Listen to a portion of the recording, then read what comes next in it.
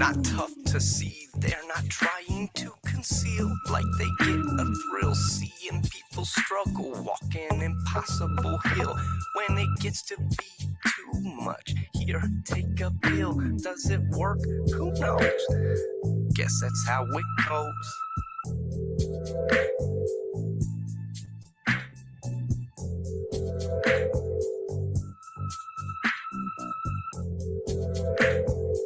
What the heck do they expect? Turning lives to wrecks. So many people living in debt, unable to get their fills. So, what should we do? Eat our bills?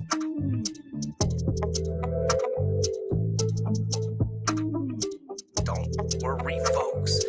Just eat your bills. Follow it up with a couple of pills. Unable to get your fill, eat some bills.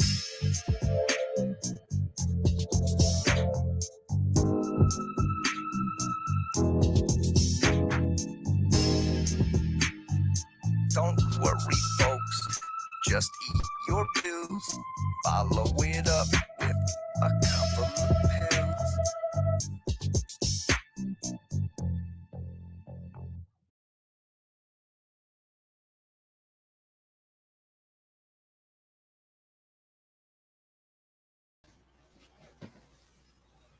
Good evening. Can you believe it? It's me again. And I'm here to tell you, once again, that what do you know? You're not alone. I'm right here. And I'm here to give you some more good information. Recently, we've spent a lot of time talking about different support programs, different organizations you can reach out to, places so you, like we say, so you don't feel alone. So today, we're going to kind of continue with that in a sense, because we also have to think about when we come to things. Previously, we spoke upon first aid and the difference between a standard first aid and doing epileptic first aid.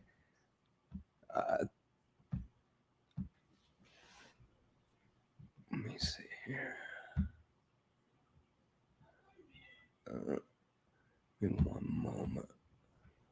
Make this a little easier on me. There we go. So we were talking about the first aid, different steps, different things you have to do, the difference between knowing what to do if somebody's having just a standard cut on their hand as opposed to somebody that's laying on the ground flopping around like a fish. And, there are certain people that are certified to be able to administer things such as medications or use specific devices and such to help people become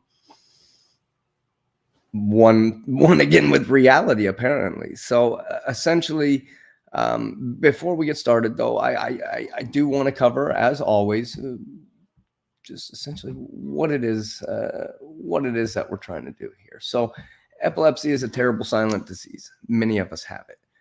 You're not alone. Tell me your story. Tell us all. Enjoy some conversation, tunes, optimism. But keep in mind, I am not a doctor, a nurse, a psychologist, a therapist. I probably cannot take your blood pressure properly. Why? Because I am not trained to. In order to come speak, just try and have somebody there with you. Things happen. And it's be a lot easier if there's somebody around that we know is helping you if something happens.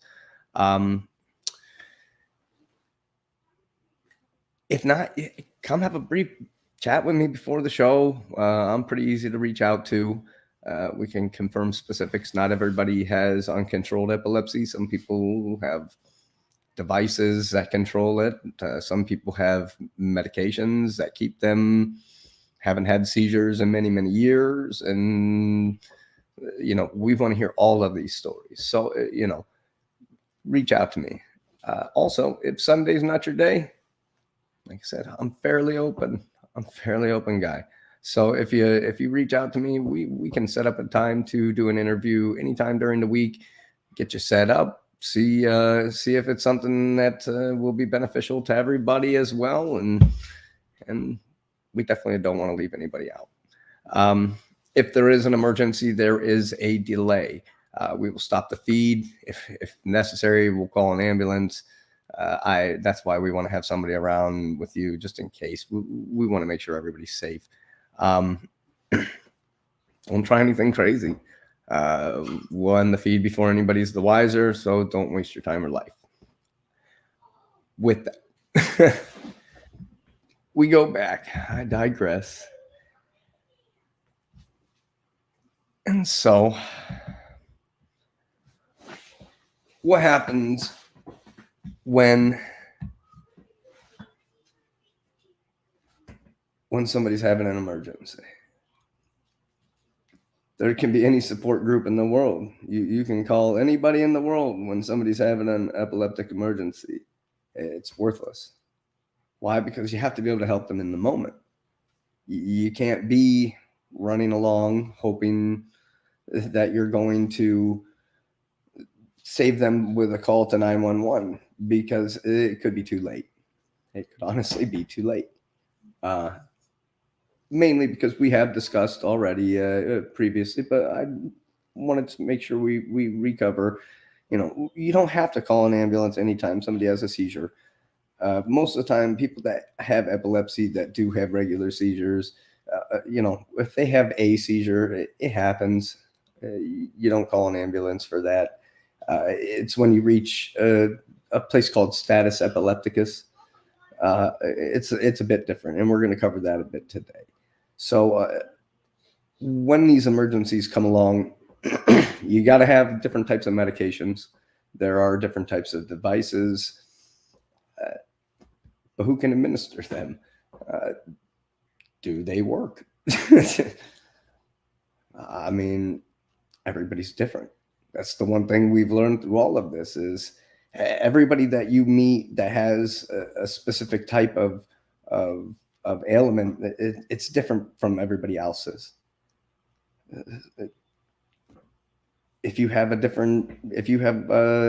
epilepsy, but you also have diabetes, or if you have epilepsy and you also have heart disease, hypoglycemia, hyperglycemia, thyroidism, these things can all counteract with each other.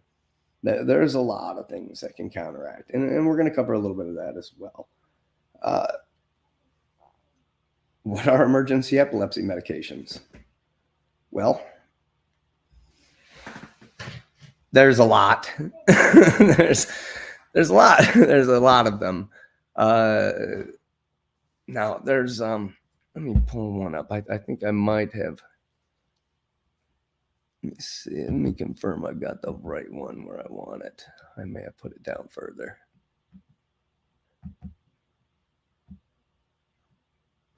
All right. So, Lucky, down there under treatment where it says emergency medications, AED, and ASD, there's a blue link there. Go ahead and pull that one up. Or actually, you know what? Duh. Yes, I can. Let's see how. Hey, it worked for once. All right. What link did you want? I got it. I'll just put it on the shared thing and I'll just go through it. No big deal. Thank you, though. Yeah. All right. So now this page here has a list of different medications. This is from the Ontario epilepsy.org, epilepsyontario.org. some of the names are different than what you're going to see in America, but not usually. There's a couple different ones, but most of the time they all go by the base name, and then there's some generics and a couple of others that have pushed their way in and bought the rights to be able to make these medicines as well. Different variations of it, different combinations. A lot of these are very familiar to a lot of people because a lot of these drugs are used in succession with other types of ailments, nOt and gabapentin. I mean, wHaT. See, Lamictal is one that I took for a long time. And Lamortigen, it's the same thing, but they ended up switching me over to Lamictal at one point. They put me on Keppra at one point, and then they gave it to me in the hospital once, and it went very poorly. Lorazepam, I have Lorazepam as an emergency medication, so that's one that I take. The nitrazepam is fairly common, but it's not one that they usually give me. I tried the oxcarbazepine. It didn't really help me for what they wanted it to do. Phenobarbital are very common. They're used in a lot of different things. Like I said, a lot of these are going to be familiar, even if you're not epileptic. These are names of drugs that a lot of people are going to recognize. Topamax, that's the one that gave me blood acidosis and almost shut my kidneys down. And then you talk to other people that it works amazing for. So you never know. Everybody's yeah. Keppra was another one that was real bad. Did not go well.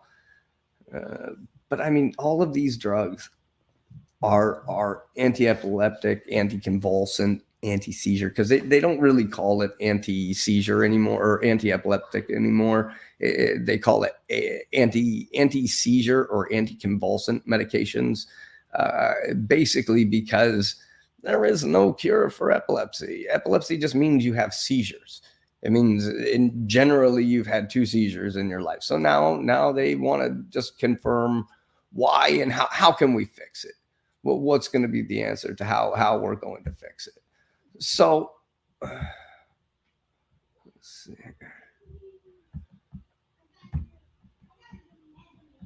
So essentially,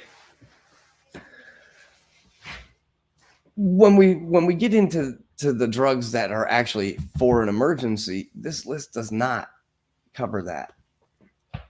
That list does not cover that. That list covers it for if you're going to take it daily, for when you can get it to build up in your body. A couple of those do meet the criteria for emergency, but even as like an oral medication, they will not work. If you're having a seizure already, you can't put things in people's mouth who are having a seizure. So if you put that in your mouth, you try to put a pill and something in their mouth, you could just choke them. You might end up killing them. Truly, you could choke them with it. So that's why you don't put your fingers in there, because they bite down. I mean, the sides of my gums are just torn to pieces. So I mean, it's a regular thing. So you got to come up with something. You got to come up with something that's going to be able to administer. That's really going to be able to help that person in that moment. And then on top of that, it can't just be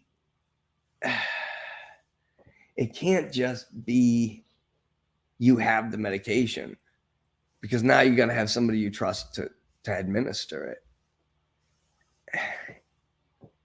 The downside is it's hard for some people to find that person. It really is. It's not everybody has that person around. So some people have to be aware. They have to ask people outside of their standard network.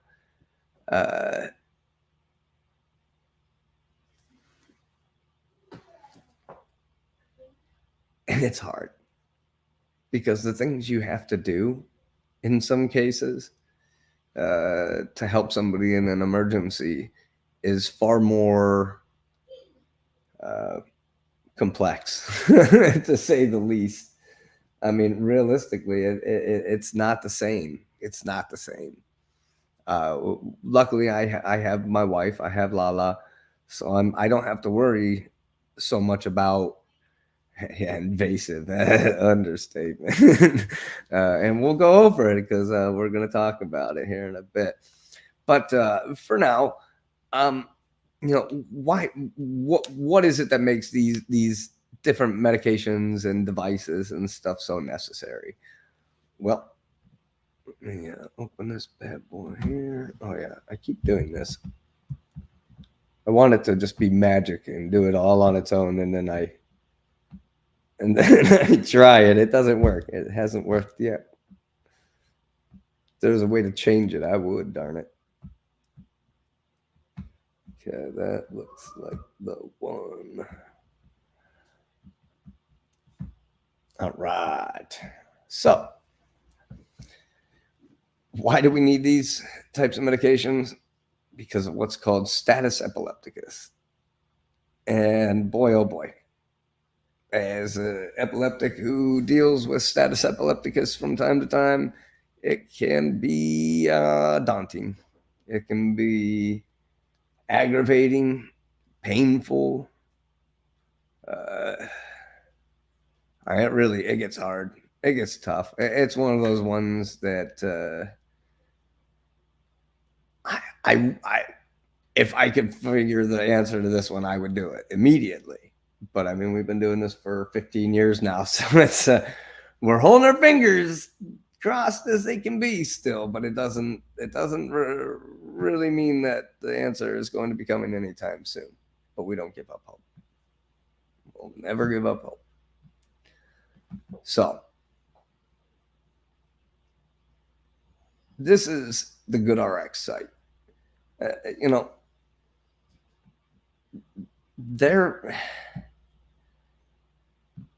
They're pretty wide open with what they want people to know different things. So they let a lot of people publish a lot of things. They help with a lot of things. If you join in with their memberships and stuff, they're another one of those ones that'll help you find those discounts. Like, oh, hey, this is the type of medicine that you take. Here, we'll keep a thing out, and anytime we see them put any type of advertising out for discounts on that drug, we'll send them directly to you, sort of thing. Like, they do all kinds of stuff like that. Now, status epilepticus, they say here, is what happens when someone has a long-lasting seizure or multiple seizures back to back. It's a medical emergency and can be deadly without treatment. And that's the key thing there. If it's not taken care of, that's when people die. That's when people die. If the seizure lasts more than 5 minutes, if you start to have a seizure and then the one stops, and then you start to go, and then all of a sudden you're back into another one, and it stops, and all of a sudden you're back into another one before you can recover from the ones before. You just keep going, and they just won't stop. They just keep happening, and then you end up having to take emergency. They don't have to be close together either. They can be like a few hours apart. Yeah. Go play, buddy. Yeah, so that they're damaging. From what's seen, it doesn't look like every type of seizure is damaging. Some of them are just electrical miscurrents in your head, and they don't see any long-term damage from them. But then there are other times when you really take a beating. I mean, it takes days. It takes days for me to come back. I didn't know when you hit status the one day, I didn't know what that even was, or I had no idea that could be dangerous to have several seizures in a row, because the day that you went into status, you had 4 seizures in one day. Yeah. And at the time you told me your request was that you didn't want help anymore. So I was just trying to go by your request of well, that works. No, I unplugged my whoops. I was trying to move the mic over closer to Lala. Let's see. There we go. That looks kind of like my face, I think. Let's see. Right there. How about that? That look like me? I'm kind of sideways. How about that? How's that look? Can you see it? No, I look on yours. Yeah, that's fine. Okay. You can see the rest of the fish tank. That's fine.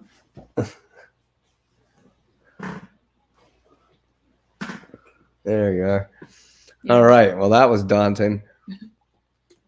Yeah, with that day when you had 4 seizures in a row was weird because I didn't know that was dangerous. I just thought maybe it would stop. And then after the 4th one, I was like, well, I think I need to call somebody because it doesn't seem like these are stopping. And your mom had gotten advice from a doctor at the VA, and they said, no, he's in status. He needs to go to the hospital immediately. He could die. So that's when I was like, oh, that's a thing? I didn't know. That was a terrible learning experience. It sure was. And it took a long time of us of going through this to truly come up with solutions of our own, even, for when things were going down, because it wasn't like anybody was giving you really good advice on how to handle it when it would happen. Nobody told me anything about what to do. No, they kind of just left her hanging.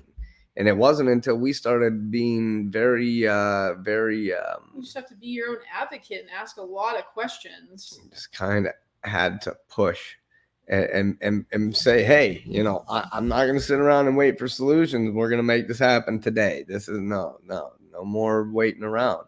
And that's how you got to handle these people, because that's how they expect to be handled, or don't expect to be handled. They think they can just push some drugs in your face and send you out the door and be like, here, this will work. They give me a lot of money for this. Good luck. Well, that was the day too that I had to push to figure out about emergency medications, because I had no idea there was an emergency suppository. I had no clue. No idea. They never even told me that there could be something that I could administer to him to stop him from having repeat seizures. And that's the day when we found the suppository of Ativan or. Oh no! You know what remember what it was? They decided that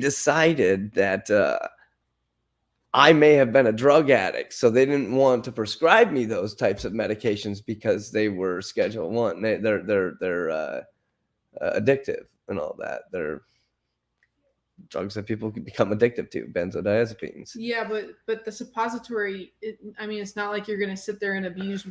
If you get 1 tube of a suppository, how are you going to abuse more suppositories? Like, that doesn't even make sense. That's what I'm like. That's what we were saying then. Like, that's exactly what we said to them. Like, well, how is he supposed to abuse it? You guys only give us 1 or 2 at a time. Like, because they go bad. And they're supposed to monitor the amount of pills they hand you anyway if they're a benzodiazepine. That's what the doctor does currently with. Yeah, he only gives me 10. And then they see the amount of time frame that it's been. It takes me months to use them. Like up to 8 months to go through 10 pills. And sometimes it takes me 2 months, and then it's then we get worried. Recently, it's been a lot. We've been going through them faster, just because we have a lot more episodes. I've been taking them way more often than I like. Kind of like is hinting towards the fact that maybe you need to get back on something else. Yeah, it's almost like one of those things. I got to come up with something. You can't keep doing that to your brain. Yeah, I can't keep falling out like this on a regular basis. That's for sure. Yeah. Now there are a lot of causes for status epilepticus. They have a couple written here: epilepsy, drug overdose, alcohol withdrawals, infections, blows to the head. But there's a lot more than that. That doesn't even begin to cover all the reasons people have seizures and why they don't have a way to stop. Far more than that. So just keep that in mind. That is very good information that they have there as the key takeaways, but there's far more than that. What is status epilepticus?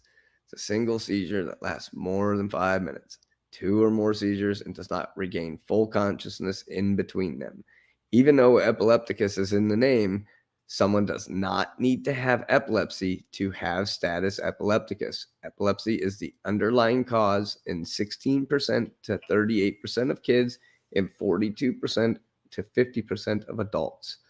The most common cause of status epilepticus in children is fever. Febrile seizures. I mean, kids have them all the time. My kids had them. Mallet one, my kid had it. Yeah. I mean, it's not an uncommon I had thing. one. Yeah, my wife had it when she was a baby, and you know, that's different. The most common cause is the sudden environmental change in the brain, like bleeding, head trauma, or drug overdose. Well, I've hit my head a few times, and I've caused some damage, unfortunately, and I've taken medications that have not helped, and it's been a ride. So the good news is that SE is very rare. Status epilepticus is very rare. Most people with epilepsy will never have it. It's more common in young children, males, and older adults. Well, unfortunately, I meet those those criteria.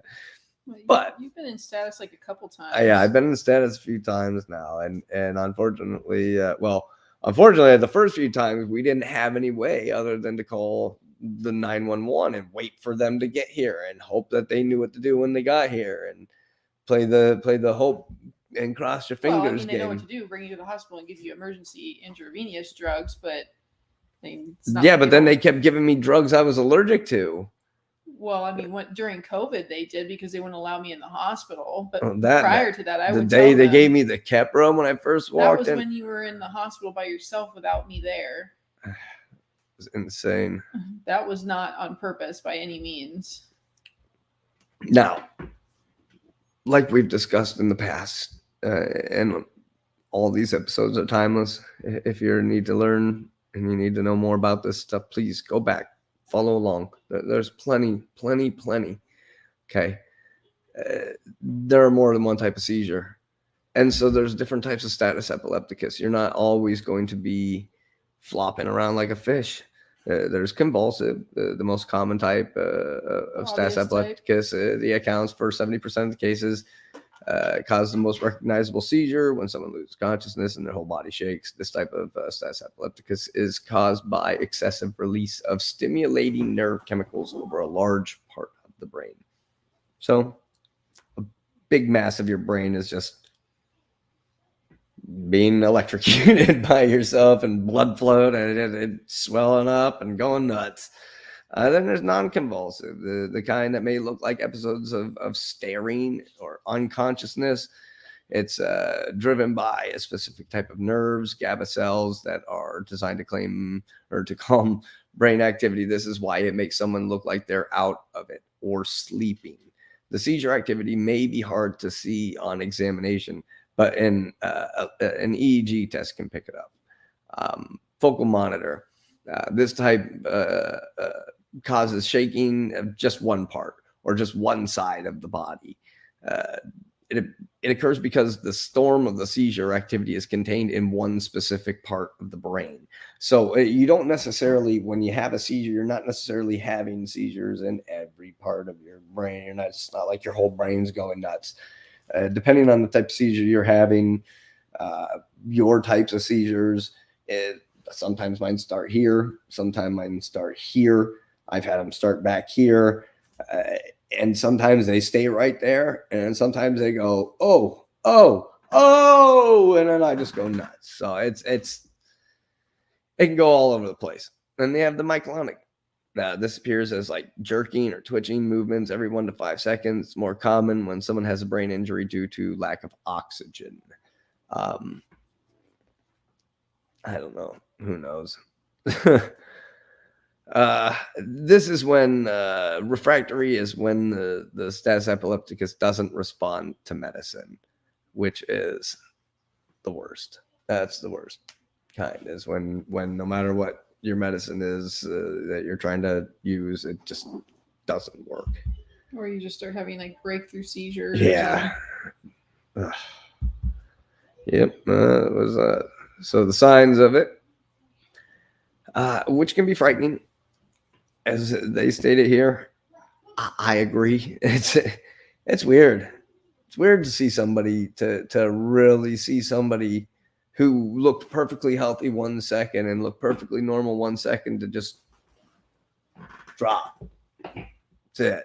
It's the end of it. There's a lot of different diseases that cause. I mean, like narcolepsy is one. Narcolepsy, yeah. People can put themselves in a really dangerous situation. You can't drive a car if you're narcolepsy or have narcolepsy. Yeah. Like, because you'll fall asleep at any given time, or people with diabetes that have really bad blood sugar control could pass out at any point from lack of, from poor control of their blood sugar. And there's a list of, how many that could fall into that category. Right. Oh, well, there are different signs. And as they stay here, they're very much like every other type of seizure that most people would recognize. But at the same time, not always. Shaking, twitching over the whole body or just parts, fall to the floor, loss of consciousness, loss of bowel control, continuous blinking or twitching of the face, sudden crying out or unusual noises, very stiff appearance, either into the entire body or just one area, jerking movements, difficulty speaking, irregular breathing, and a spacey look. Confusion, especially once the seizures stop. Now, that's the one. Sometimes you'll see somebody and you'll be like, wow, are you all right? You okay? Everything okay? Hey, whoa. What's going on? Are you okay? Well, those are seizures for some people. I mean, there's other things that cause stuff like that as well. But yeah, those can be seizures. And people don't recognize that as a seizure. I know when I was younger, people would say to me things like, I'd be sitting there just staring off into space, and they'd be like, Drew, hey, pay attention. He's got ADHD. I'd be like, yeah, so the heck does that have to do with anything? And like, well, you weren't paying attention. I was like, I wasn't. Oh, sorry. And I wouldn't even realize that I hadn't been paying attention at all. I just absolutely. You think you were having seizures at that age, or just? That was in my later teens. So, I mean, that was after my first few head injuries. So, I mean, it's not out of the question. It's not out of the question. That's what I mean. That was back in those days. People were just having absence seizures and not realizing it. Not having that, just didn't know what they were yet. Having auras and not realizing what they were.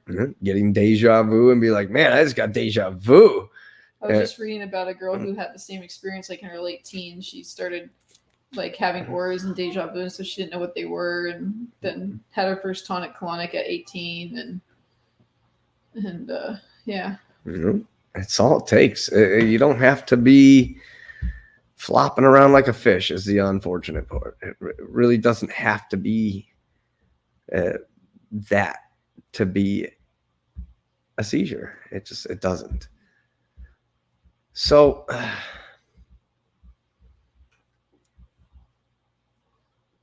there's a lot of triggers.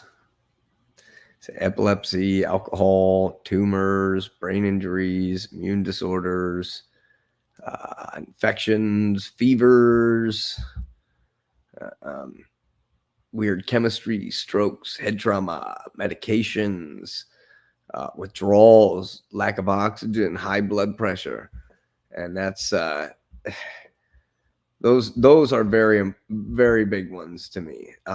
Very common ones are hypoglycemia, condition resulting when the blood glucose levels drop below the specified limits.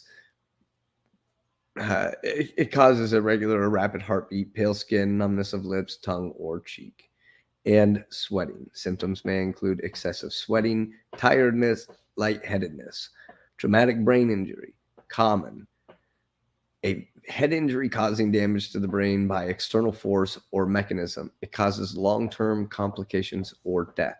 Symptoms may include headache, nauseas, vomiting, fatigue, drowsiness, problems with speech. I mean, I don't really get a lot of headaches and vomiting, but when you get it immediately after a traumatic brain injury, that's what happens. Like when you first hit your head, like get like a concussion, you like throw up. It's weird. It's a weird feeling. Like it made me sick to my stomach. It felt awful. Felt like I got like I was in an airplane and it like lost altitude really fast. Like, it was awful. It was Which time? When I hit my head when I was younger, I was skateboarding and I just bashed my head hard. Where at the skate park? Or? No, street skating. You hit the concrete? Yeah, hit my head on the concrete and I just. Did you not have a helmet on? And I stood up and I like walked over to this corner it was over by the post office. I walked over to the corner and just started barfing and I like sat down. I was like, oh, everybody was like, oh, you good? And I'm like, oh, I think so. And then I went home. Went home that night. So I didn't handle that stuff well. They didn't talk about that stuff very much back then. Things like liver failure. It's seen as a rare one, but I've had issues with my liver, so I'm always watching for my liver problems. A condition in which the liver is unable to perform its normal metabolic functions. This causes jaundice, abdominal pain, swelling in the legs, dark urine color, nausea, and vomiting. Symptoms may include nausea, loss of appetite, and fatigue. And honestly, I worry about that stuff. I've taken so many odd medications. Gosh, I have so many weird issues that's one of the ones I still worry about. One of the common ones that causes, I don't know. This one's in here though. It's the HIV and AIDS. It's very common. It's a viral infection. I'm sure we're all pretty familiar with and how that works. But it causes people to just have recurrent fevers and sweat profusely. And when that happens, it makes it hard for them to be able to retain different fluids, chemicals, the medicines that they're taking, anything of that nature. So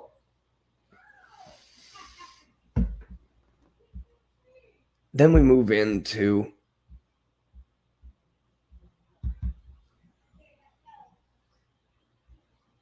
let's see here. I got one more thing I think I wanted to cover on here.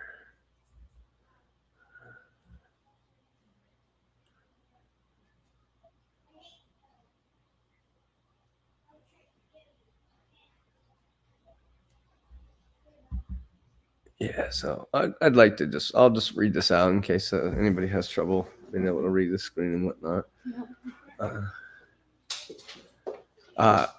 Seizures can be dramatic and frightening for those who witness them for the first time. And this is true whether the seizure lasts for 10 seconds or 10 minutes. But seizures become increasingly dangerous the longer they last. The status epilepticus is more life-threatening than a normal seizure. But if you witness a seizure, it's not up to you to figure out if someone has status epilepticus or not. Contact emergency services right away in either scenario. Rapid treatment of the seizure can prevent further complications, including status epilepticus. Well, that's the problem. Not everybody's going to have time. Like, hey, you're witnessing a seizure. Make sure you call somebody. Well, what if there's nobody? I grew up in the woods. You know how long it took for the volunteer fire department to get from their houses down to the fire department and then switch over into their clothes and then get into their ambulances and then take off to wherever the scene was. I mean, they did it quick for what they had to do. But I mean, at the same time, it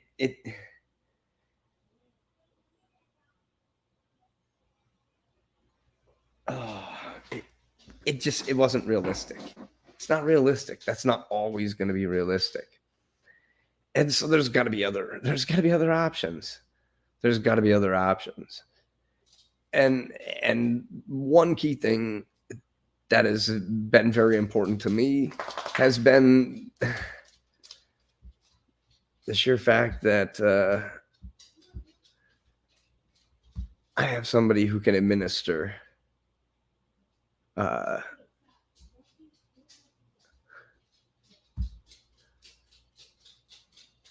okay. Sorry. I have somebody who can administer emergency medications for me. And that's different. That's different. Not everybody has that. And I'll tell you what, it doesn't make it feel any better to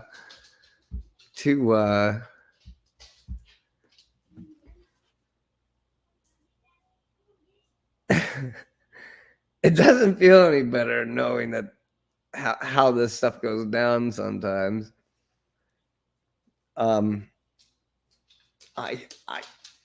If I feel something coming on, I know it's going to come on, and it doesn't feel like it's going to take me out. I can take CBD. I've been using it for a couple months now, and it turns out it's worked for me a lot. It's helped quite a bit.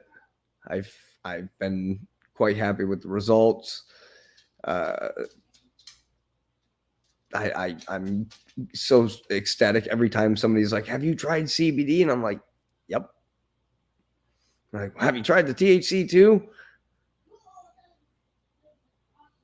Yep. I ain't got one. 15 years of this research. I've tried it all. I've tried them all. Every prescription, every holistic, every oil, everything. There's a few that have been passed my way lately, but I'll work my way towards learning more about other things, because for now there are things for me that work. Dog, do you need something, puppy? Why don't you guys go play? Go play.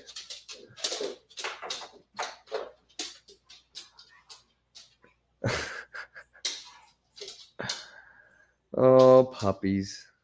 Always being obnoxious. Buddy, I don't have any food. Go lay down.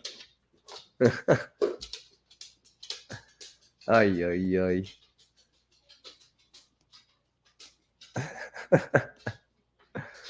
So, I personally have a couple types of anti-epileptic medications besides the CBD, though.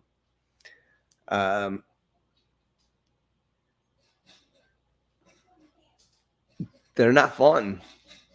They're not fun. Not fun at all. Not kinda, not sort of, not partially. So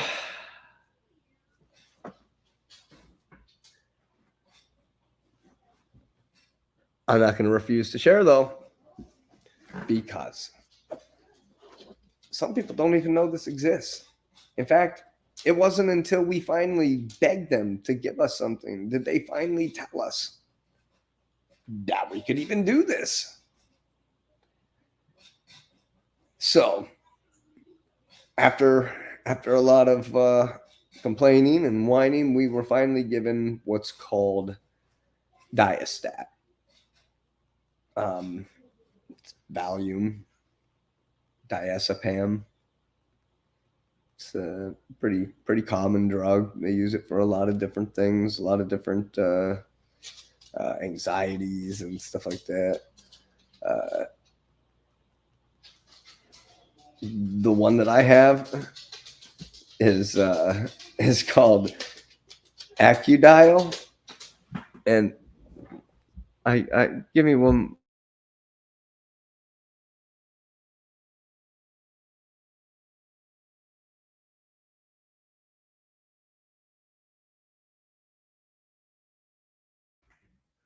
I don't know where my sidekick went. Oh my goodness, Fiona, please just lay down, sweetheart. Please, you're killing me.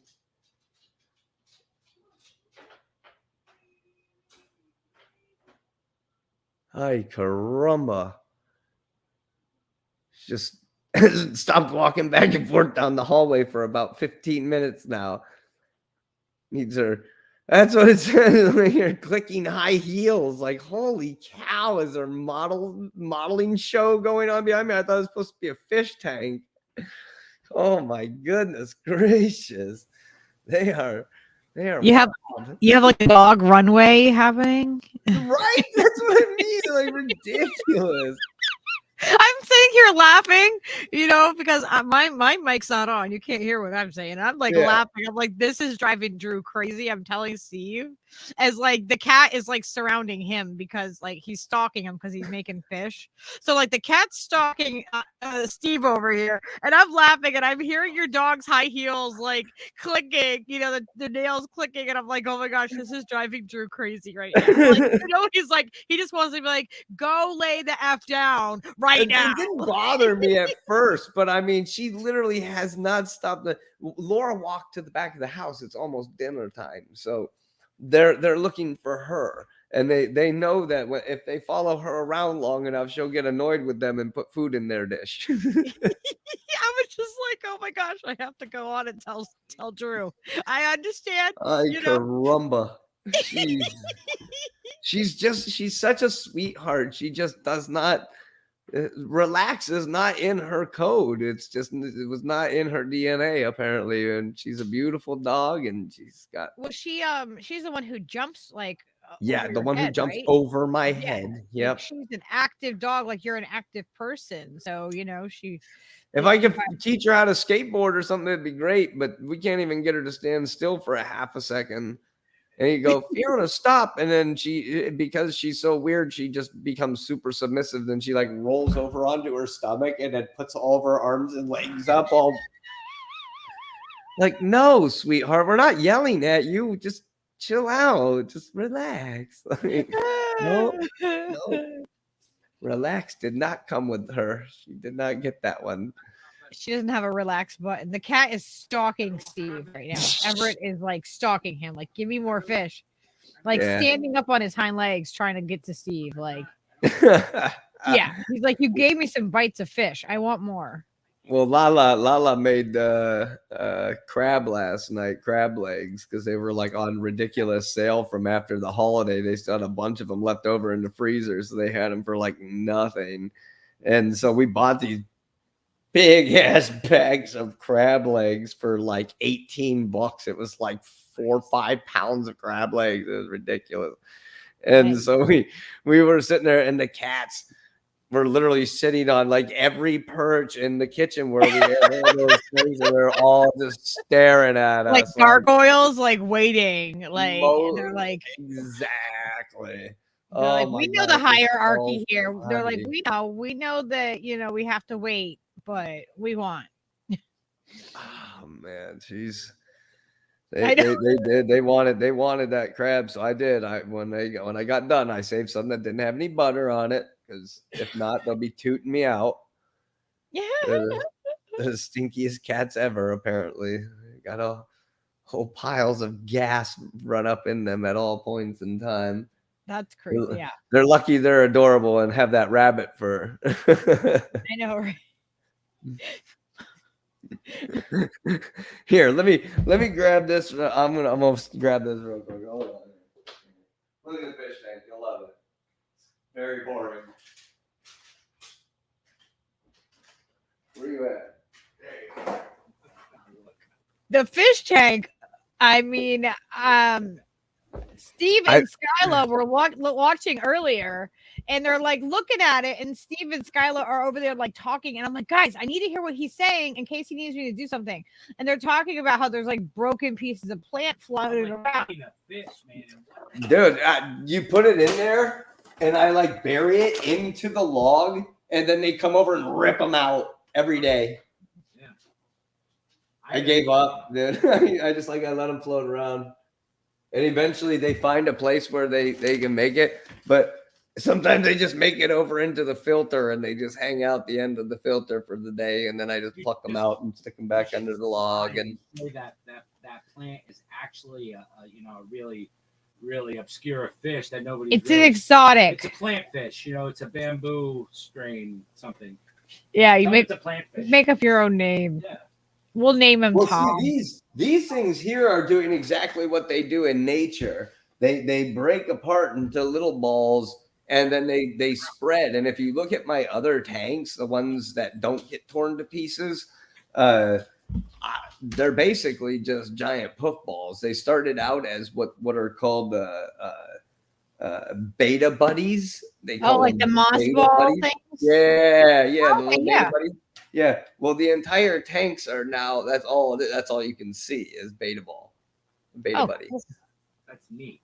Yeah, it's pretty intense. What kind are in there that you have behind you? What are those fish?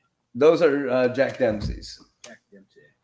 Okay. Jack Dempsey's and a couple of Plecostomus. I got Plecostomus about are the sucker fish, right? Yeah. I got like an 8 or 9 inch one right there, and then I got like a I don't know, like a 3-inch one right there, 4-inch one.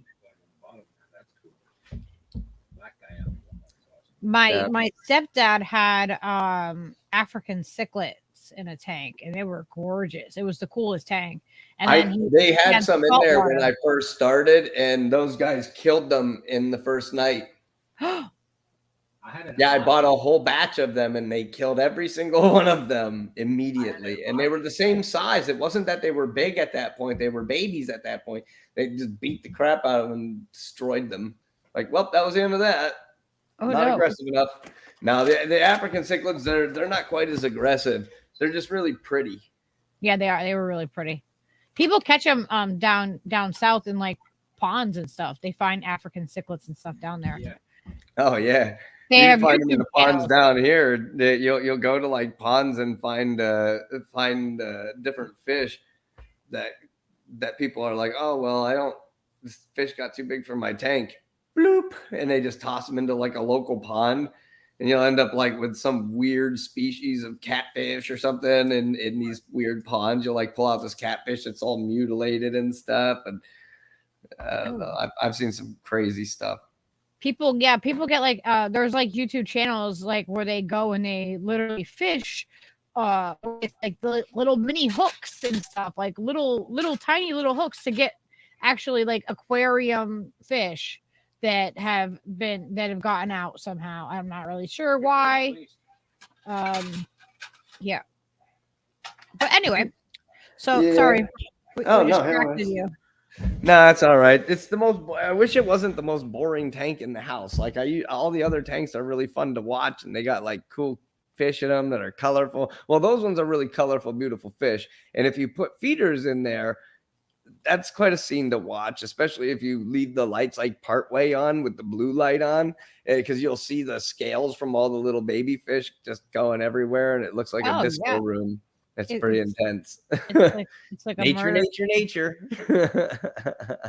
a murder scene. It's a beautiful murder. A murder ballet. Right? That's what it is. Well, how about this? We'll get back to. Hopefully, this is visible. I have a feeling I'm gonna need to. I'm gonna need this. It's gonna make this much easier. Because this is I'm gonna set the tone for the second half. If Steve you feel like playing a song, you're much better at it than me. Sure. If he's actually there. He will play one if you would like him to. Yeah, heck, he does a way better job than me. So right here is the diastat. This is the sheet that comes with it. This is what Laura had to learn with. Shows them lift and spread your bum cheeks, and then they take the little thing and then they shove it up your butt, and then they squirt it in your butt, and then you stop having seizures. Isn't that fun? Could you see the picture? It's a fun picture. You could kind of see it. I mean, can you imagine being like the artist that had to like draw that up? Like, okay, this is what we need you to draw. We need this explained. There you go. And like the artist is like, what? What? Really? I'm commissioned to make butt suppository images. Yep. So we'll go over those when we come back. I'll go get a drink of water. I probably didn't have enough to fill 2 hours anyway, so glad we talked about the fish tank for a few minutes. Well, there you go. Yeah, Steve's Perfecto. just getting some. Steve, are you ready? I am. He's coming. He's always ready.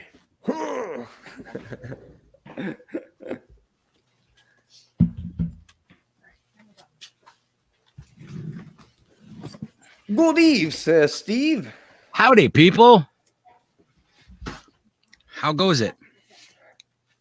The I cat is will hide completely myself. obsessed with the fish. Oh my god. He loves. Oh, you gotta remove Drew from. I didn't remove him. You gotta remove Drew from the screen. Okay, I'll remove him for a moment. And you can take down that banner. That's that banner up there. I have a music, I think. Music thing. Music break. Break it. I'm gonna try to break it. Ready? I would use my water.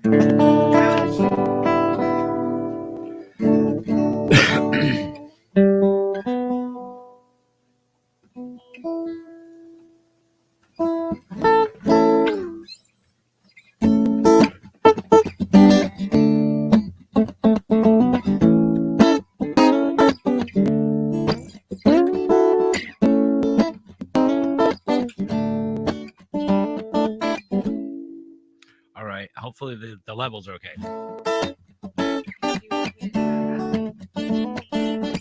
Yeah, see.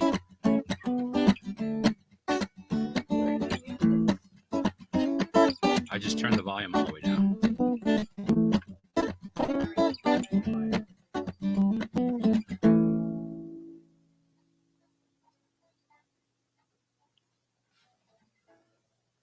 That's fine. Another time's forgotten space. Your eyes look from your mother's face. Wildflowers seen on the sand and wind. May the fall winds blow you safely home again. Roll away the dew. Roll away the dew. Roll away the dew. Roll away the dew. Tell you where the fall wind speaks. Like falling hounds the lighthouse keep. Wildflowers seed on the sand and stone. May the fall winds blow you safely home. Roll away the dew. Roll away the dew.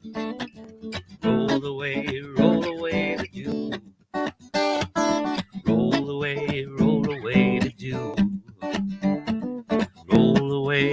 away the dew. Tell you where the fall winds dwell. Franklin's Tower, you know there hangs a bell. It can ring, turn night to day. It can ring like fire if you lose your way. Now roll away the dew. Roll away the dew. Roll away the dew. I want you to roll away the dew.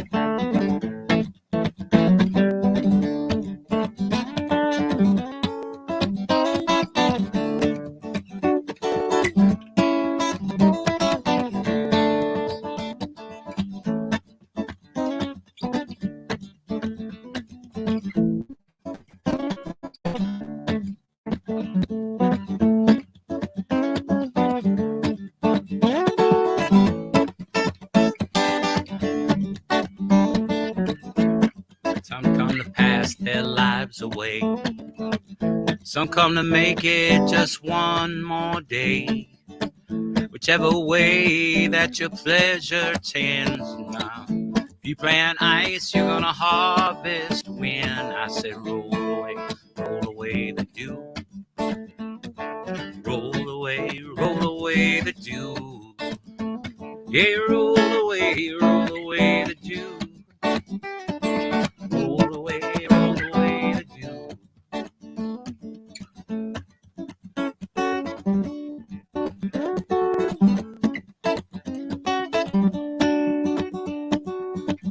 God save the child that rings that bell. Might have one good ring, baby, you can never tell. One watch by night, yeah, one watch by day. I said if you get confused, listen to the music playing out.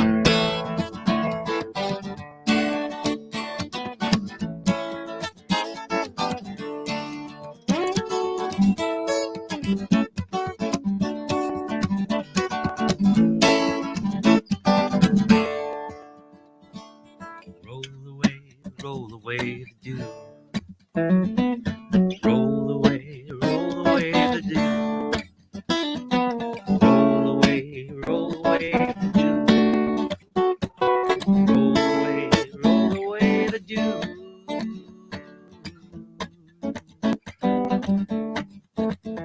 Roll away the dew, people.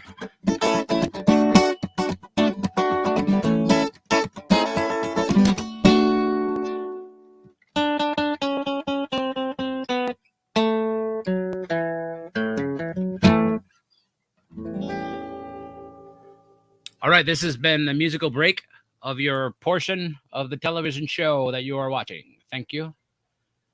Well, that was fantastic, my man. Thank you. Heck yeah.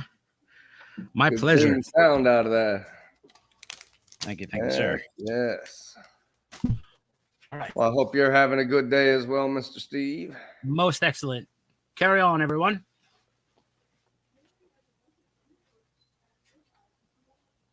All right. Well, let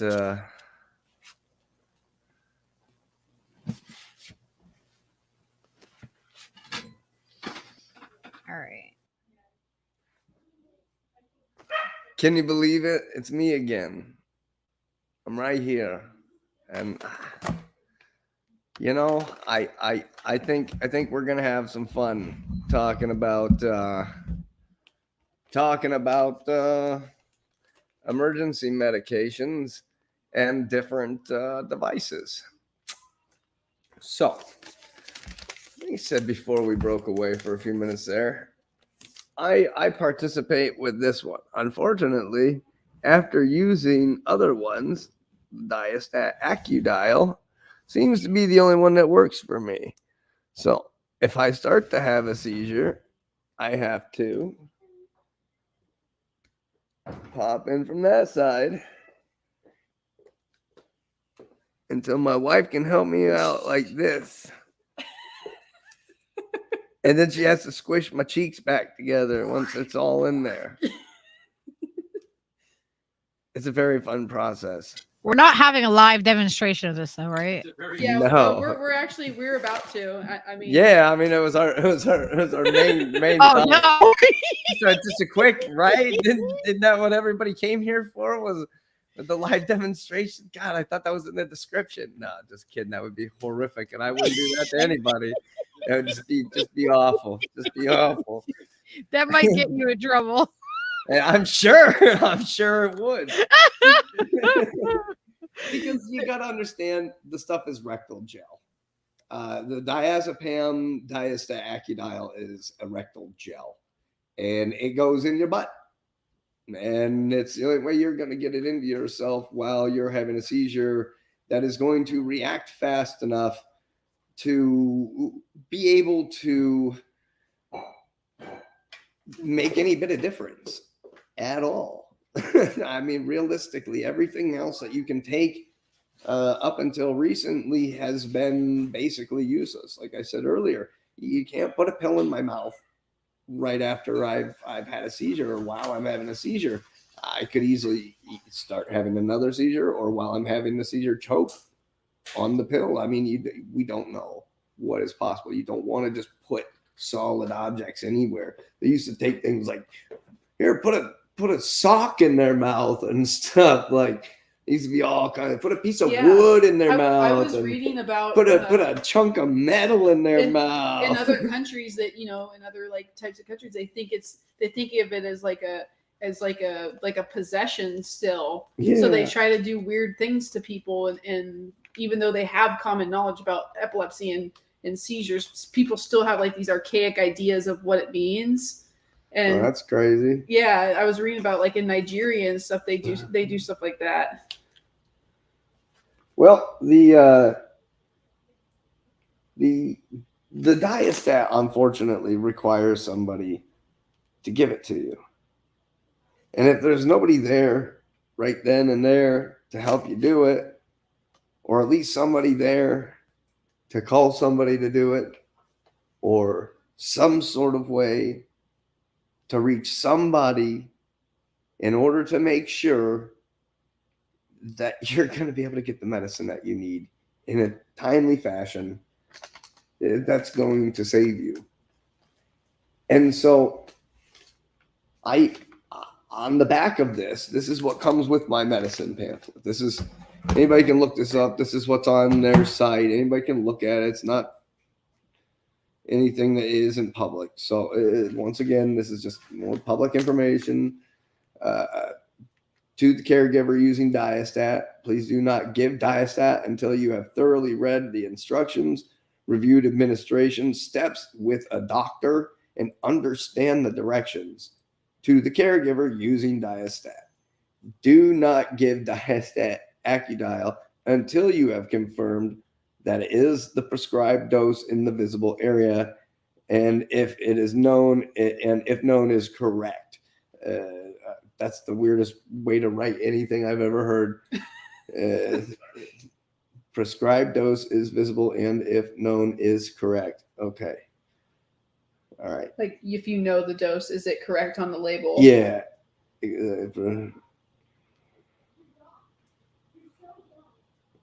Just confirm that the dosage is correct. Because the pharmacist sets the dosage. I just said I would have used it. I would have stated differently. Yeah.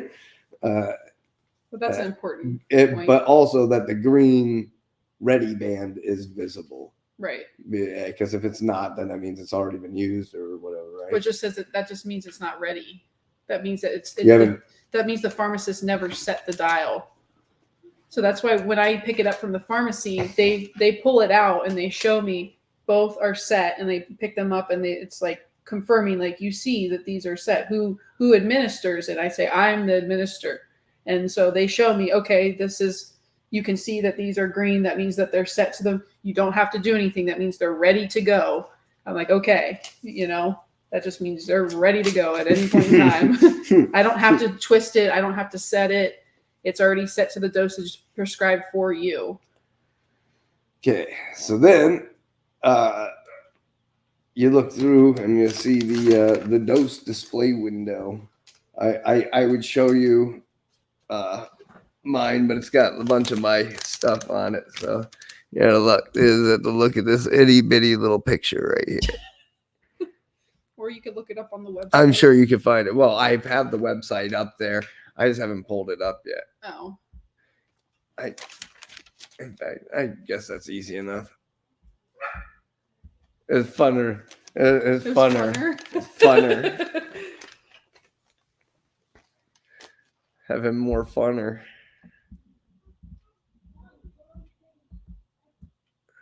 Not you.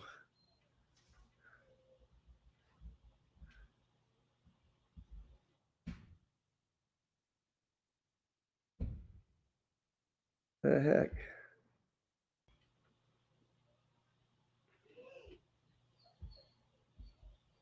Somehow I lost one of the links.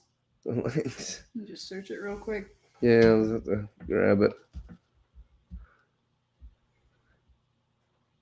Well,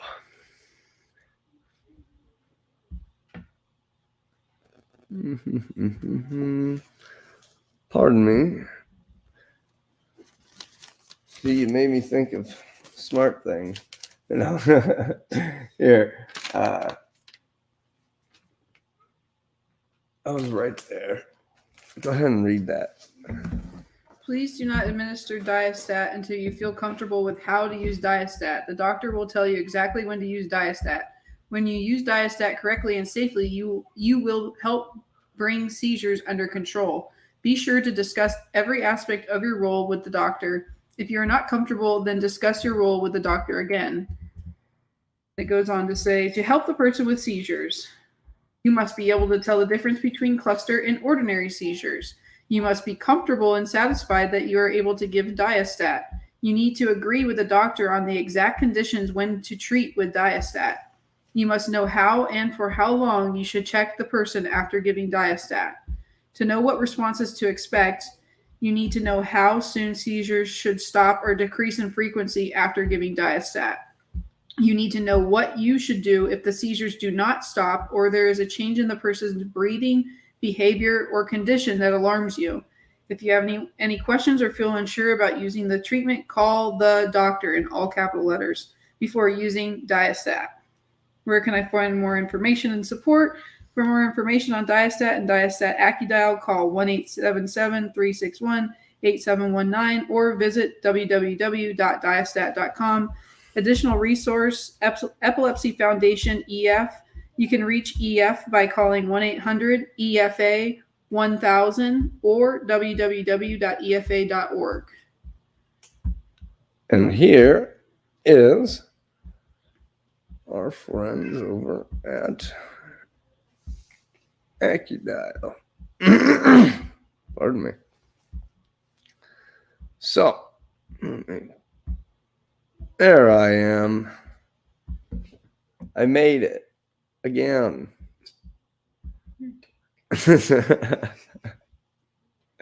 So, it's a very flattering.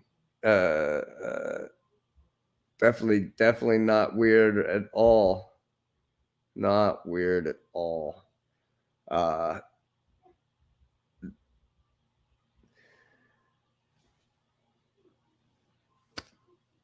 read this out. So the diazepam rectal gel is authorized generic, the exact same medication as Diastat. AccuDial, delivering all the same benefits. Proven efficacy in children as young as 2 years of age. It's the only diazepam preparation approved for epilepsy management in people age 2 and up. Huh. Interesting.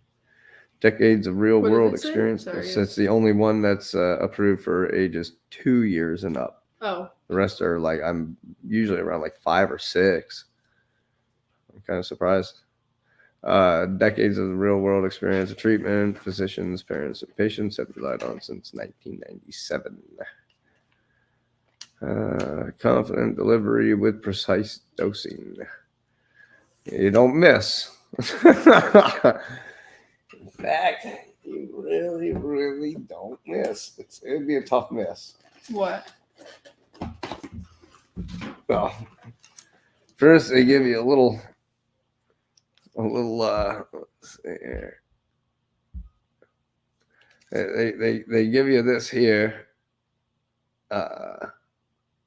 lubricating jelly.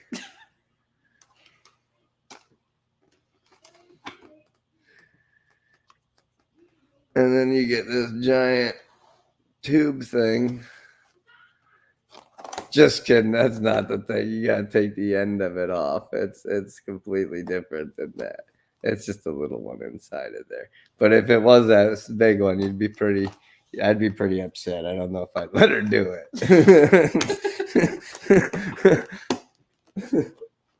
John, at this current point, I don't recognize it happening. Oh Jesus.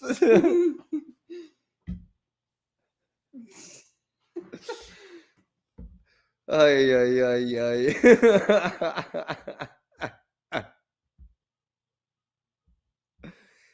Can't do that to me. Well, He's not mature enough to be talking about this stuff. yeah, come on. Oh boy. Well, that was exactly what I'd expect though. Because I mean, realistically, that's as soon as soon as the as soon as I saw that the first time, I was like, wait, what? And it's like, no, the thing inside, like, okay.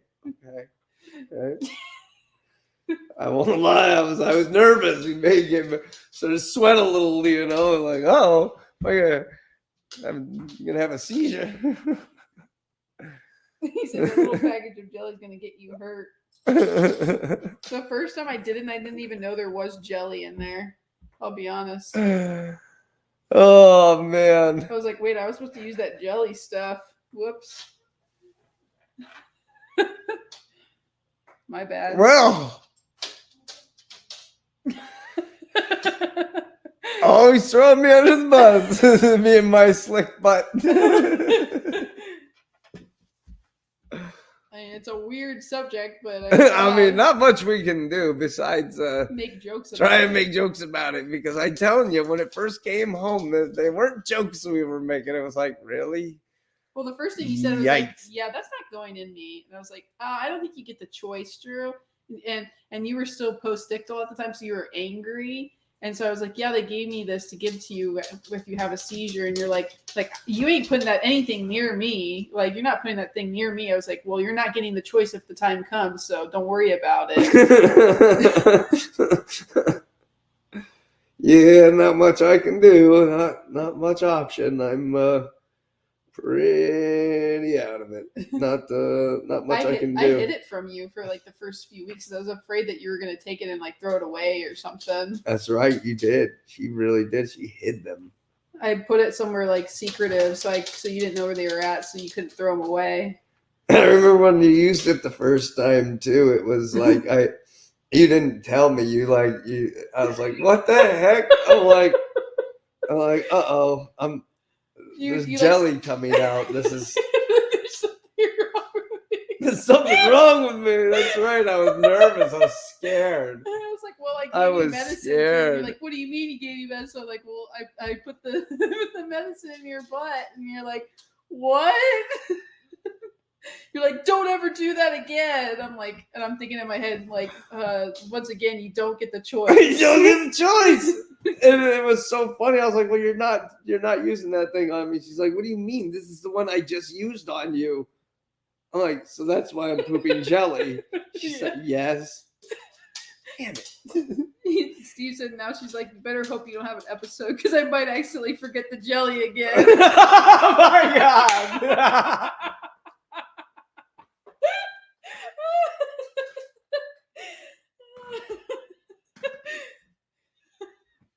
Oh my God. Oh no.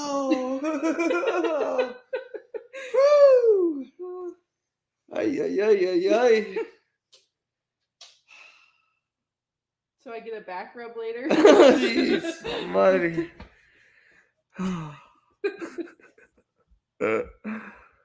Oh boy. Wow. No, luckily they weren't weird about it after they gave it to me.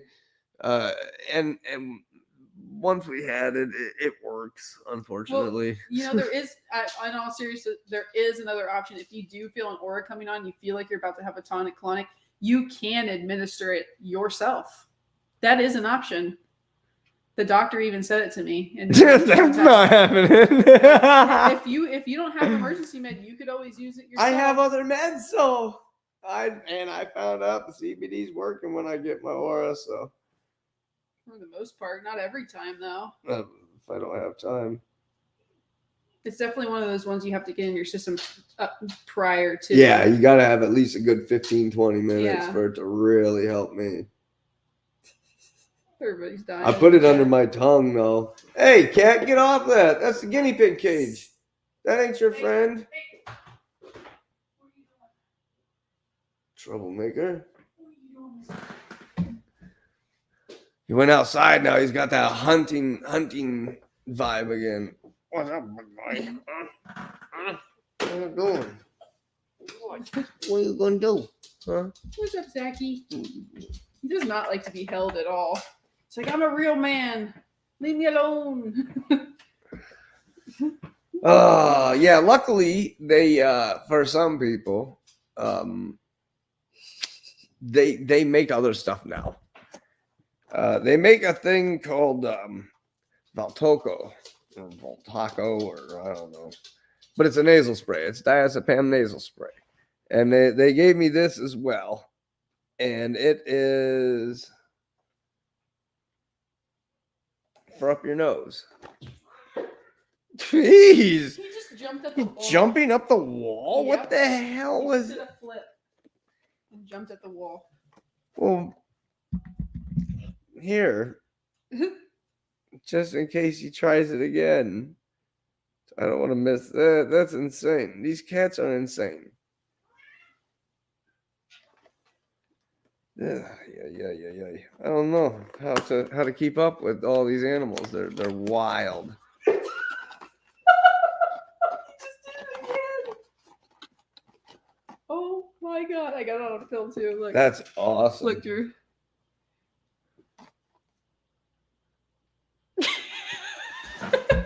That's going on a short. Wow. So the next thing I have is this the box I just showed you. This is called Voltoco. If it'll focus in for me here. I guess I get auto. It's not autofocus, huh?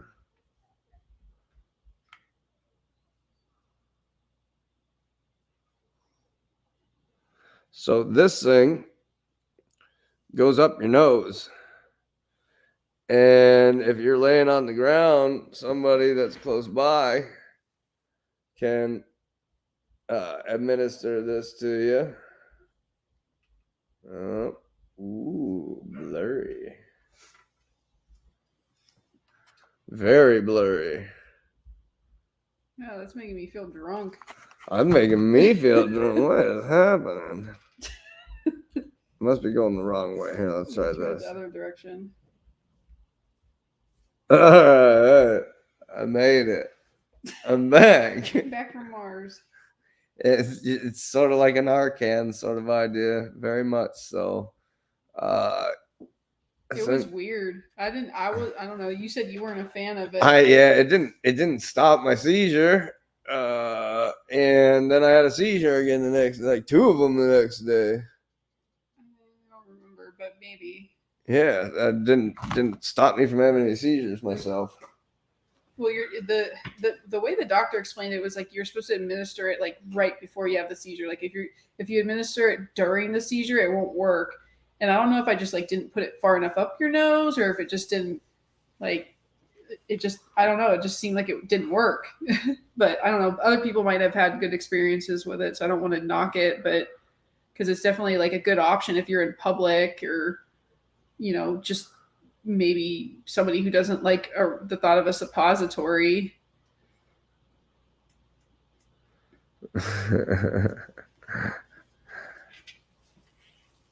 Yeah, I better not give advice like that, though. What?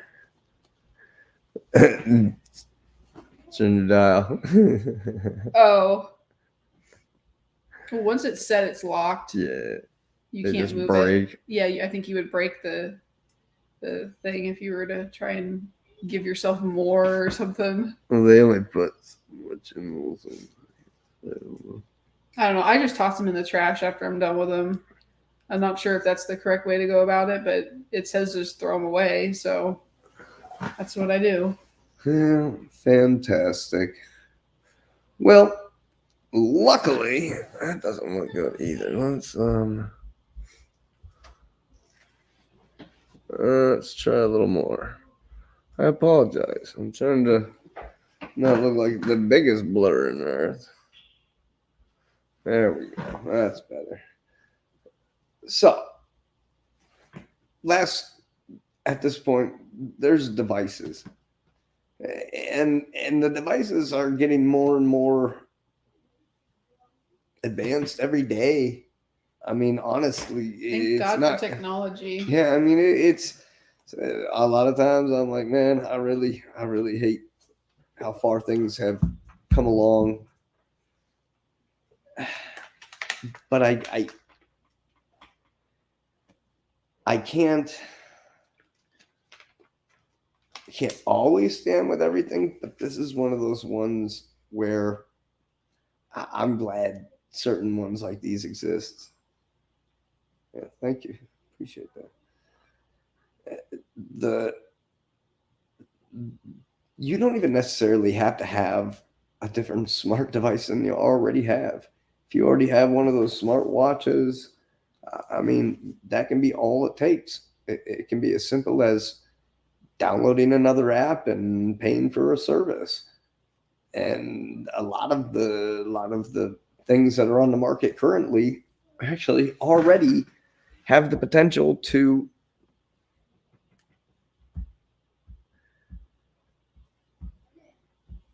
I'm not gonna worry about that.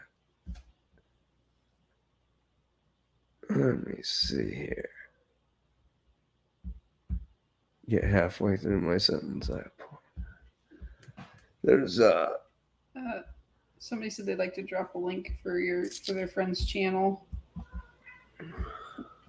Independent Mini United said, Drew, I can't drop a link here, but I'd love to share my friend Zach's channel with you. You can always email anything. Yeah, our email is in the abouts for the page here, and feel free to send me an email.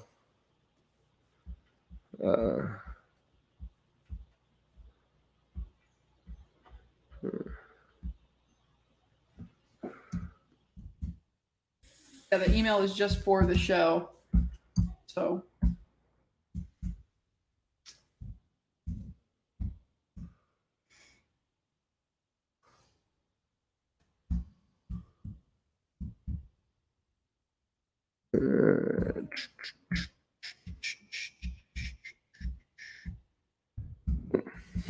pecker? I think so. A single finger pecker? It looks right. I believe that's right. Fearlessly at .dRiZzle@z.tAnK.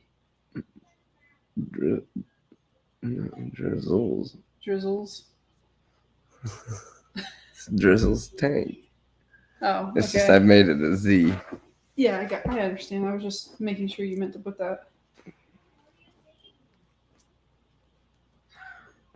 I think so. Where's the description at? I don't even No, know. it's you just go to my page, my channel, and you go over to where it says about or whatever, and it'll tell you.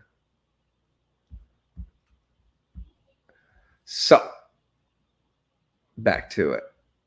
Let me pull this up there. Yeah, that's right.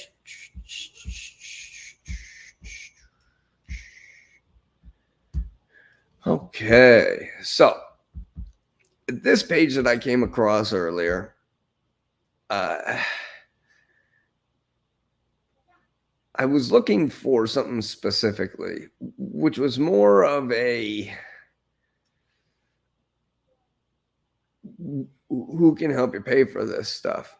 And it turns out that I'm not going to be able to talk about all that in a matter of the last 25 minutes of the show.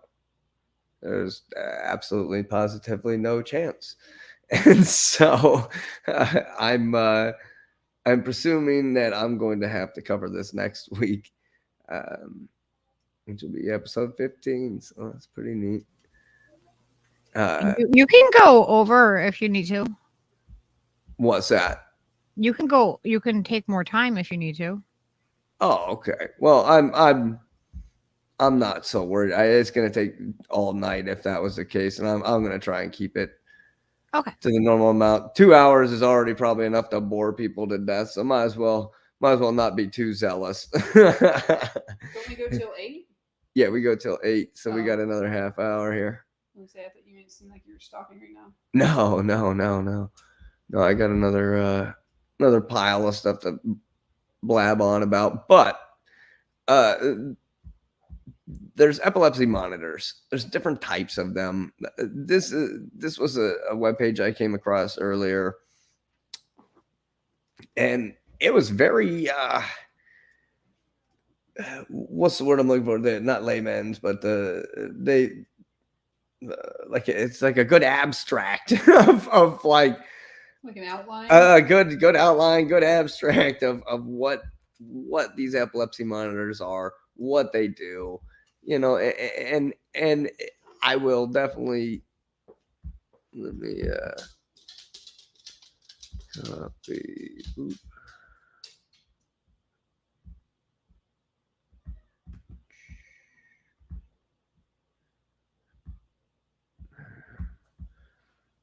Right. So,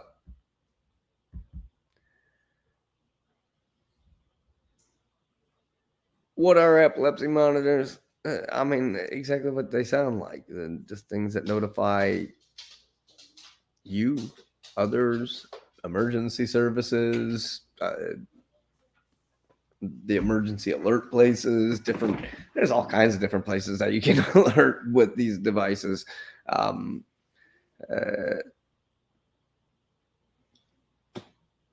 I mean, essentially, you really depends on the lifestyle that you live.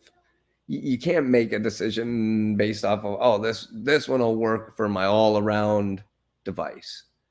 It's not usually like that. There is one out now that is FDA certified. And we'll get into that here in a bit, but it's not necessarily going to be your one and only either. Like there's different options. And so when you do start to depend on the monitors and stuff and things like that to try and keep tabs on you in very specific situations, there are luckily the technology is becoming more and more available. It's becoming more and more advanced. It's becoming more and more complex in what it can accomplish, who it can detect, how many people it can detect. Like these things are really starting to come along. I remember back when I was like a little kid and I'd be like watching the morning like game shows and stuff, and they'd have on all the life alert commercials, and they'd have like the button, they'd show like they'd be walking down the street like with their family member like half dead as they walk down. I fell and I can't get up, and like they made it seem super dramatic. Yeah, like way over the top. Like that person's probably going to press a button if they actually fell anyway. Like, what are you talking about? That person would need a completely different type of monitoring system. They would need something like what we have now. We have monitors that can actually tell you if you fell. They can sit on your wrist, and they can tell from the atmospheric pressure from here to there. Apparently, I mean, your phone can tell you when you're taking a step. So I mean, like, how could it not tell that you're falling? For sure. That's the exact point. So they have things all the way from this is from the Epilepsy Association of Western Central Pennsylvania via Medical News Today. These devices usually include a flexible bed sensor that people place on and under a mattress, and a monitor with a detection software that people can place on a bedside table. The monitor will trigger an alarm if it detects movements such as shaking. Those are the bed monitors. The video monitors. Video monitors can look similar to baby monitors. Their device connect to a receiver, smartphone, tablet. People can place a seizure detecting camera in the room facing the bed. The camera sends audio visual information to a paired device. Video monitors usually analyze the camera feed and noises to detect movements such as shaking, which triggers an alarm in the paired device. Those are the video monitors. The wearable monitors are the ones that I'm finding myself starting to be more drawn towards. I hate to say it, but I'm becoming more and more of a risk for falls. And I mean, even when we're in the house together, it's like, I don't know that you're like the other day, I didn't know that you fell in the other room. I could hardly hear you. Yeah, who knew? So wearables such as the watches can detect repetitive and shaky movements. These wearables can then send an alert to emergency contacts or the company's helpline, which are like the old those same people that used to call when you'd hit the button on your necklace or your whatever, you I know. think it just links up to the paramedics, or Well, no, it goes to like a cellular system, and they know who to call. they call the paramedics. They call for the you? paramedics and stuff for you because they know what your health concerns are, and they can tell them where you are. They can tell them all kinds of stuff. So Which is very cool. that's it. They're telling you how to look, what to look for in an epilepsy monitor. Well, hopefully, if you're going out and you're looking for something, you know how to buy things without being No. well, price, reviews, type, user age, warranty. Like, I hope you're looking at that on anything you buy. I hope that just comes second nature That's to what we're you. doing here is we're trying to find the best one, right? Yeah. How we choose products, the types, the features, requirements. Exactly. That's exactly what I was just saying. You gotta pick the one that makes the most sense for you. The MFit monitor. This is one of the ones that, honestly, it's one of the ones that stands out to me. Let me see here. I believe. Let me see.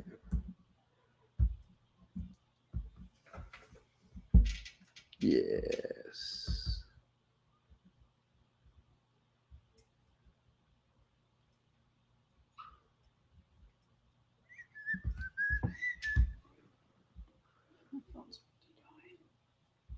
All right. Yes. Hey, I'm getting better. The MFit monitor is one of the ones that they're discussing over on that page. This is their page, the epiusa.net, their movement monitors.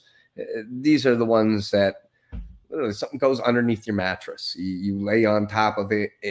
When your body starts moving, you start going shake. It knows what type of shakes you have. It recognizes and feels the abnormality of your movements and lets somebody know in another room, so you don't have to have somebody living in your room with you all the time. Some people like a little bit of privacy, and that's the one that that's what I usually hear when people are like, I would really like to have something like this, because then I don't have to, somebody can be in the next room. You don't have to be in my room, because if they're asleep and I'm asleep anyway, then what good is it going to be if they can feel it anyway? This will tell them anyway. And I honestly I feel it would be a very beneficial thing for unfortunately for my wife, for me, it would be a very beneficial one for me, because then if something happened and she's at work and I'm not that day, is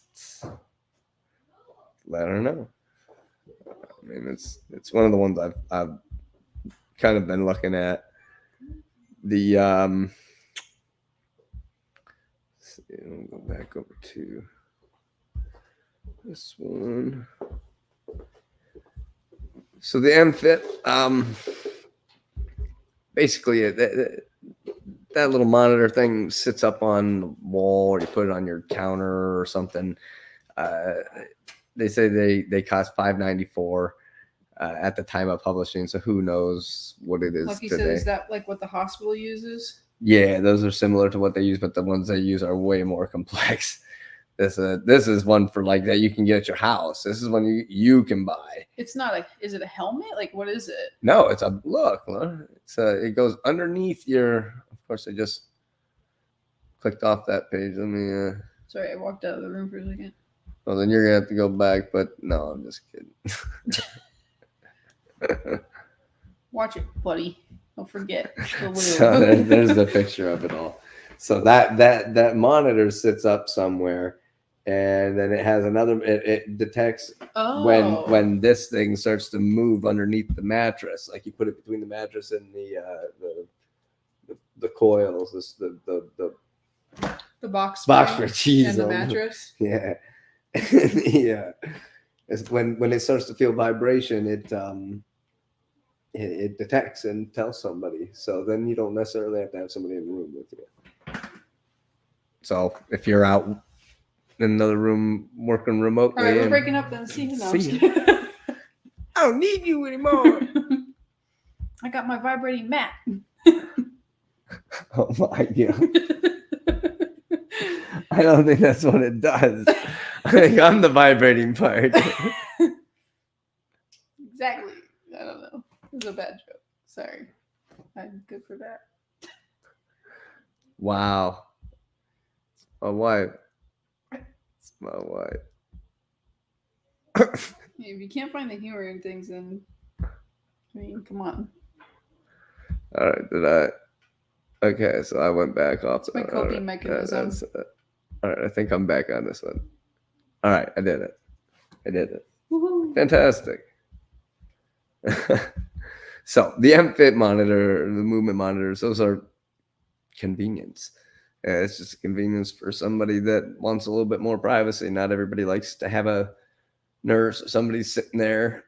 That's what I said. I was like, what if I ever got a job where I had to like leave town? Because there's a lot of the jobs that I can apply for out of like jobs where I travel.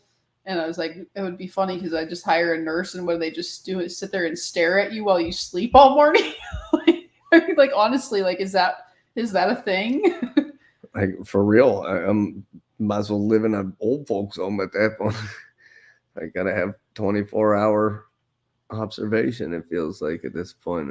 It's weird. I don't like it. I don't like this feeling. It's a very odd feeling, and I'm really hoping we can come up with some good solutions. And another one that I've looked at that seems like it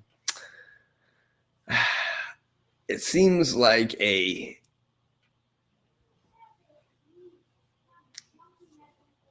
I break watches constantly, and I have such a weird. Just get insurance though. Yeah, but then I have such a weird pet peeve about it ripping my arm hairs out. Well, then you're just gonna So have to shave I'm gonna your have arm. to. I'm gonna have to like shave my We'll arm. wax you. We'll just. I'll just always have where a watch goes. There will just be no hair. So then if I take the watch off, it'll just look like I still have a skin-colored watch on. Yeah. Just be a big old goofy circle and a band going around my hand perfectly. And the rest it'll be outlined with hair. You're only gonna get hairier with age too. Oh, It's gonna start man. like creeping up over it. Instead of a receding hairline, you're gonna have an impeding hairline. Oh man.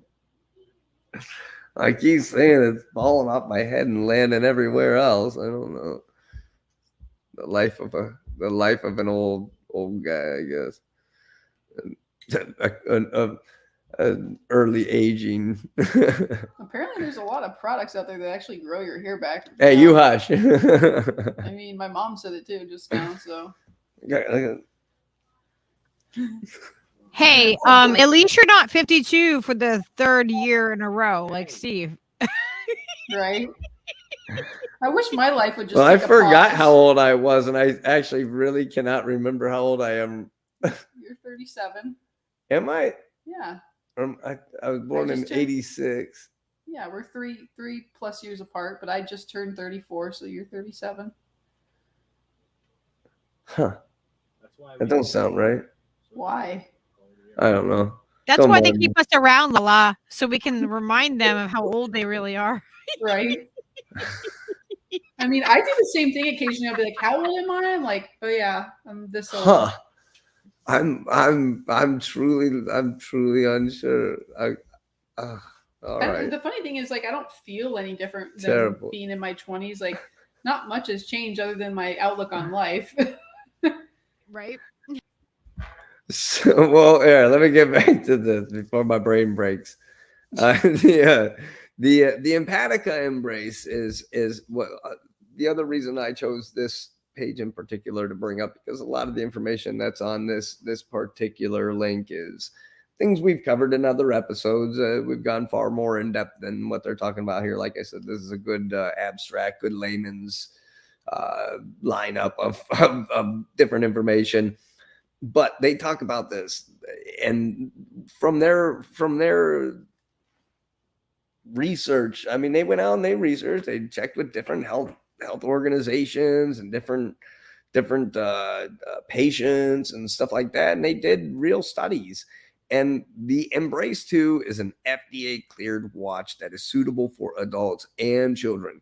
This product can detect when a person is having a seizure and alert caregivers even if they do not live close by. Anywhere. Can you get an email? Can you get SMS? Can you get anything? Your mom's always looking at her phone. Maybe she. Yeah, I mean, people. Yeah, who knows? You got somebody who you around. know that always is on the phone. You know what? Now you do want to make sure it's somebody you know is gonna call an ambulance for you.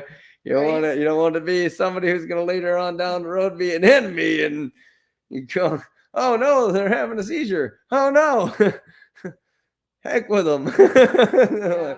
So make sure you really think about it. Even I never thought about people being evil. yeah, they told me that. They told you that? Yeah, so Oh my be God. careful when you get these types of devices, because whoever is in charge of your caregiving, you have to make sure is not going to be an enemy after the fact. That was literally in the paperwork. Oh my God. Yeah. I mean, even if we weren't dating, I wouldn't like if we're Yeah, but I'm sure that's not how it goes for everybody. Trying to collect on the insurance check, I guess. That would be one thing, but I don't know. That's Oh man. That's a weird thought. Man, there's something in my eye. That cat came up. Must have threw some allergy at me. Well, the additional features, they have 48 hours of battery life.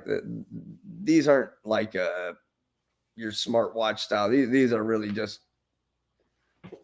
they're for you to alert your caregivers.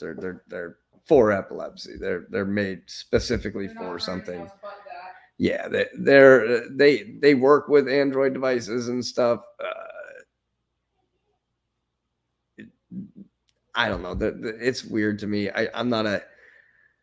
If I'm gonna do it, I always want to go with like the main brands, but in something like that, it's like everything I use is Android, so it's like I feel like that's what I would end up buying is like an Android style, and then trying to figure out how to make that one work.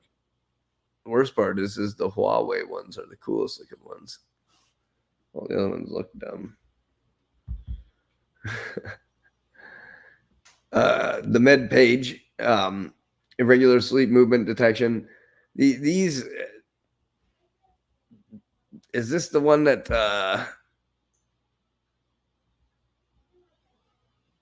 yeah, this one detects all kinds of stuff. These ones are pretty crazy. Like this one is like the more like the ones that they send home in that briefcase with me when I do the at-home EEGs, because it monitors like your movements, detects sounds such as vocalizations, groans, and lip smacking. I mean, that's pretty cool.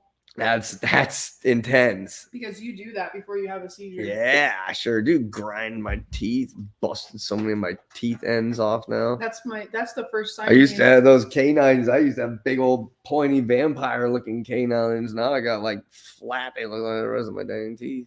Yeah, you also grind your teeth at night too. I'm sure.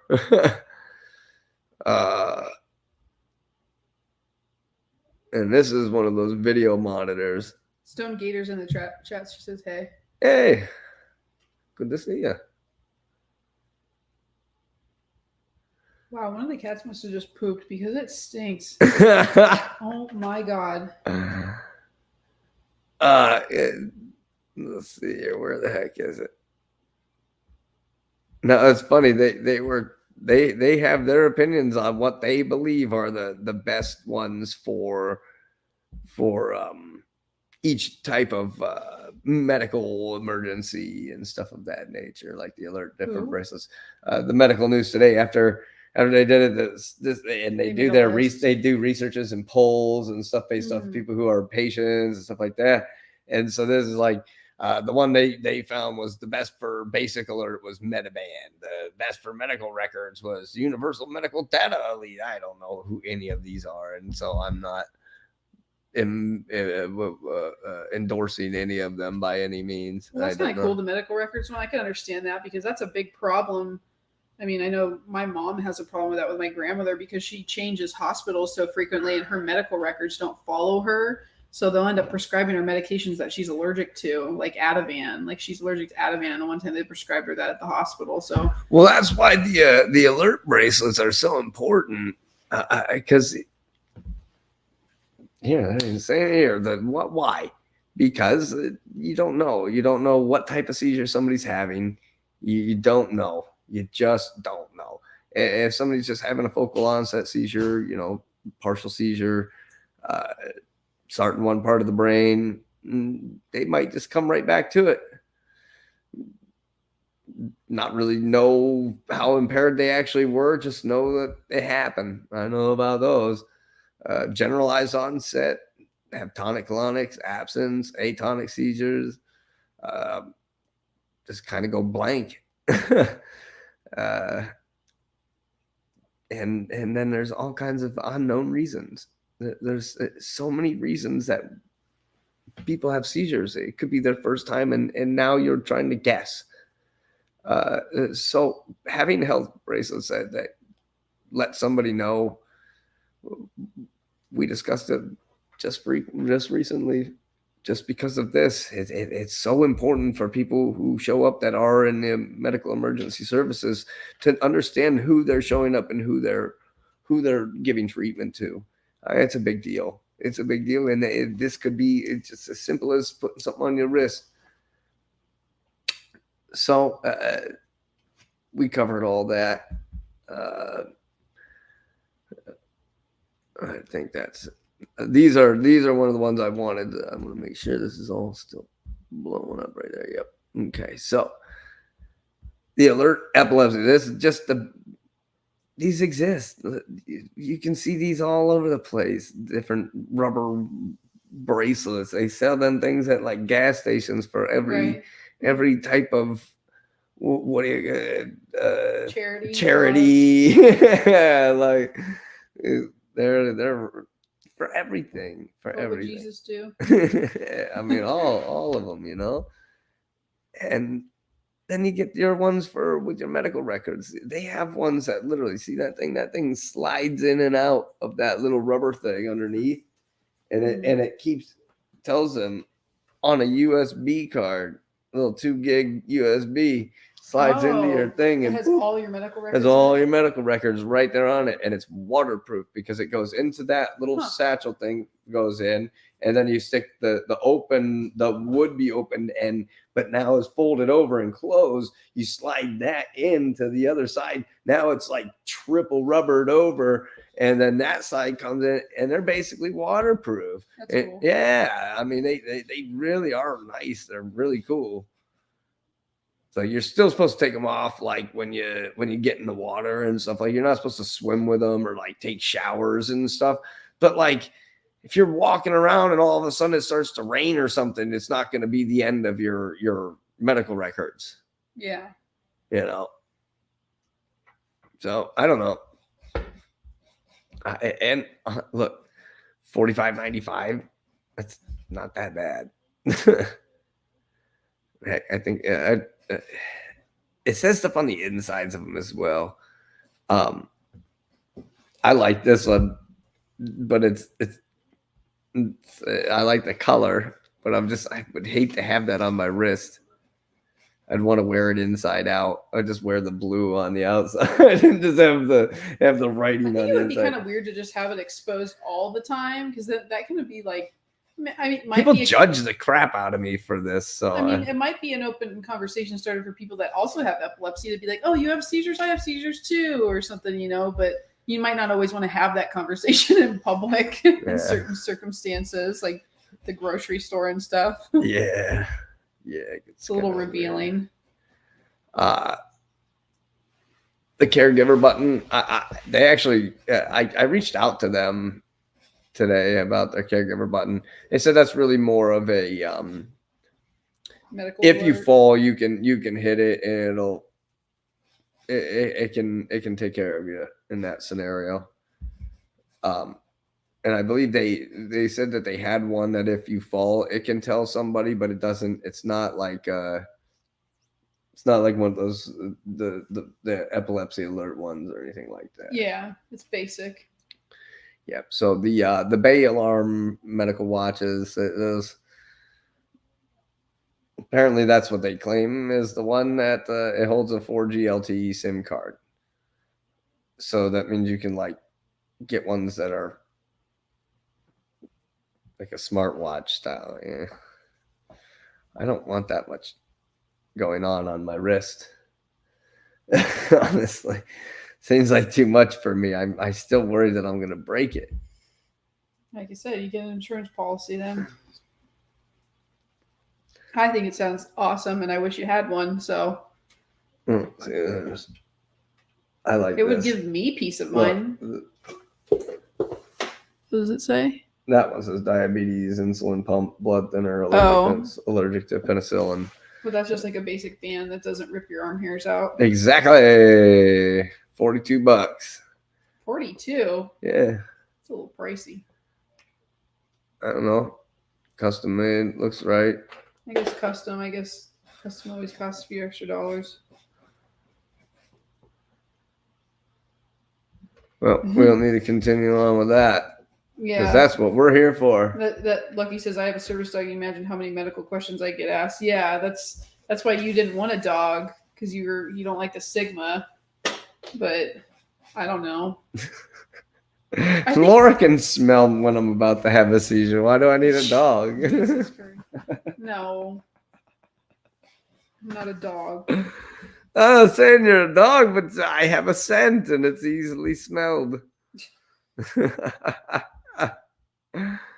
Oh man. I feel like it's a double-edged sword. I mean, some days you're probably like, yeah, it's really nice to have this dog because I had some good conversations.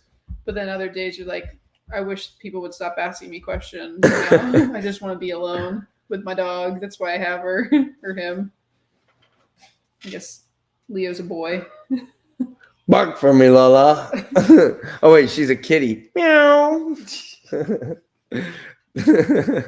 I don't give emotions. I just scratch.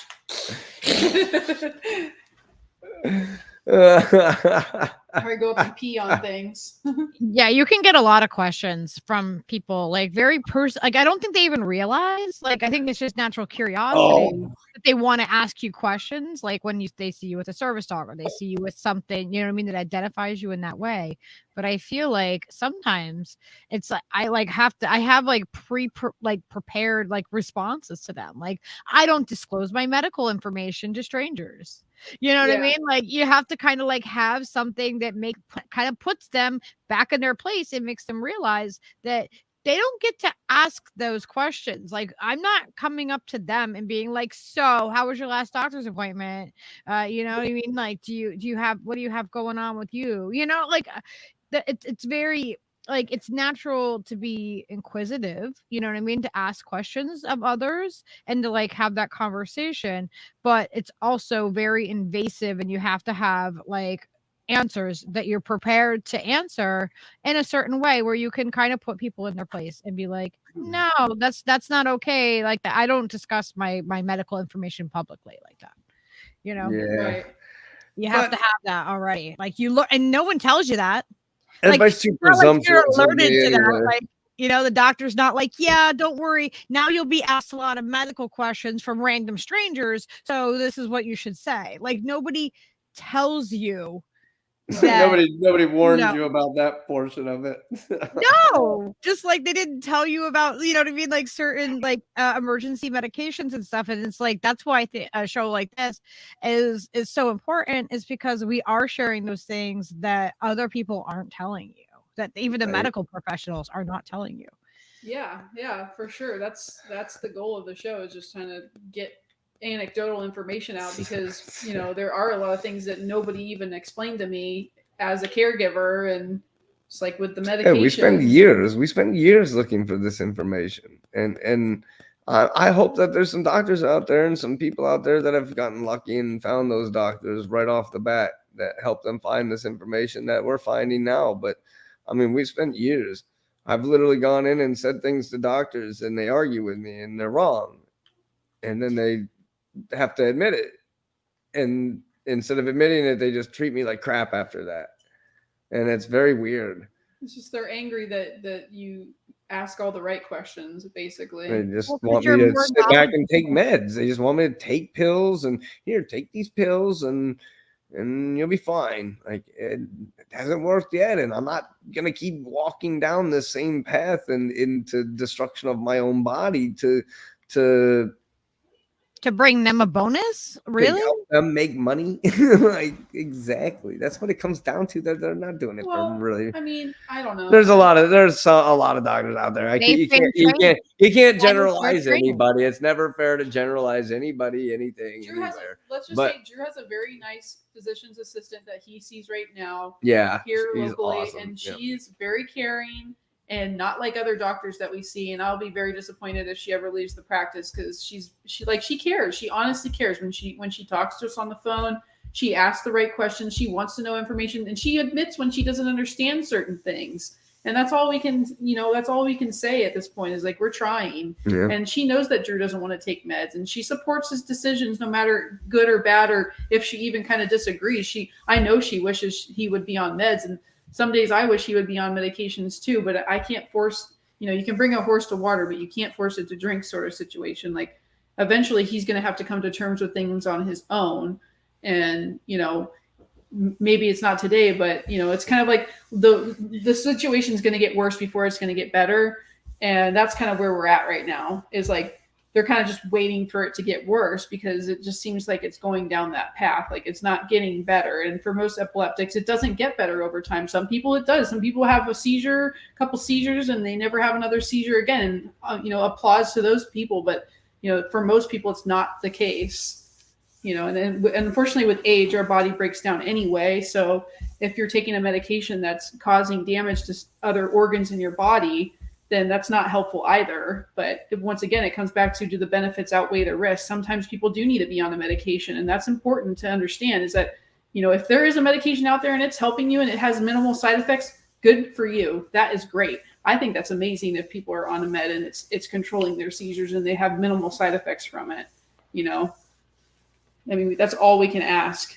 But, because nobody wants to go in and have brain surgery. That would be the next step, is to get an implanted device or have brain surgery. And nobody wants that either. So, it's a double-edged sword, no matter how you look at it. Got to outweigh everything. Yipper. Yeah. So do you see see that page I got pulled up there? Yeah. So now there's one last thing that I just want to point out before we get going here is you don't have to buy a new watch. You don't have to buy some super device or anything. There are simple ways. The Samsung, there's a couple of the Samsung brands. This is, I believe this page is a couple of years old even. See, I like that Huawei one. I don't know.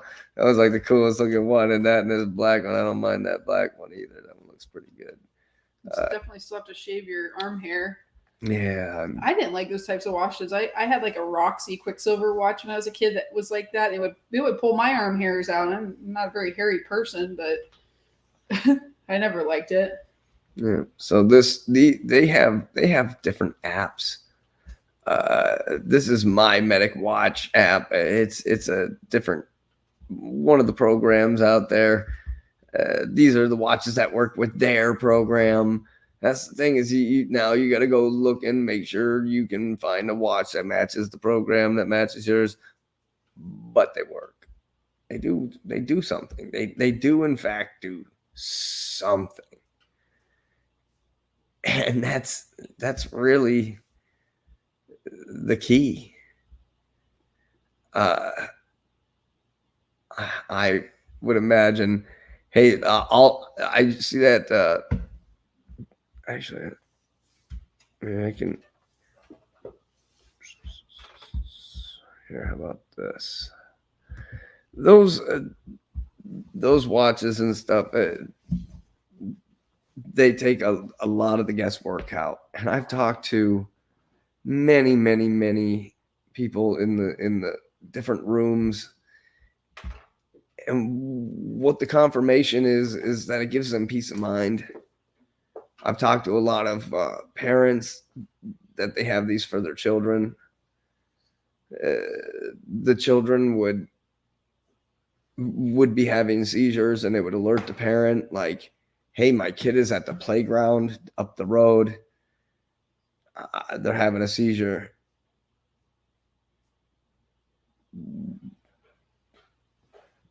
Here you go. Come find them.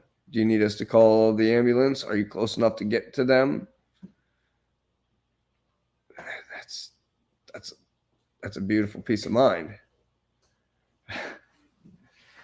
I can't imagine much more being able to know if my kid is sick, that I can show up within moments because the watch that he's wearing recognize that he's fallen down and is having a seizure, and it's telling me, and also telling any other caregivers that we put on to these plans, because all of these things, they have different levels. You can put it so it calls your mom only. You can have it so it calls your mom and the emergency services. You can have it call your mom, emergency services, and everybody you know. You can put all those people down that you don't think even like you at that point. Just add everybody on there. Somebody's going to call the ambulance. I think that's kind of their idea of it too. Like, you might want to have a few extras, a couple on the back burners, just in case somebody doesn't like you as much as you think you do. You think they do. This is going to turn into a Mari episode real quick. Or Steve Wilkos, I guess. That's fine. All I know is that we've been looking into this stuff, and they are great. They are great things, and I have seen a lot of peace of mind through the chats and the support groups. So you're getting a watch? Is that what you're telling everybody? I'm considering a watch. Because not only does it tell everybody around me that there's an emergency going on, not only could it potentially stop me from having to get gel squirted up my bum, it also can get yourself, you can get yourself connected with research studies, your doctor's office. One of the hardest thing it is for a doctor to do is diagnose what type of epilepsy you have, because the hardest thing to do is determine what type of seizure you had. How can they tell what part of your brain was going wild after the fact? Well, they can't. That's why they have things like the EEGs and the MRIs and the MEGs, so that they can read your brain and truly determine what's happening in the moment. Because without that, there's no answer. And it's a lot of leaving things up in the air and a lot of guessing. A watch could help with this.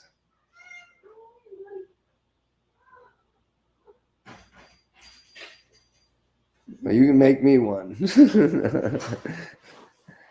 Now they really do have the potential to save lives, and they are saving lives.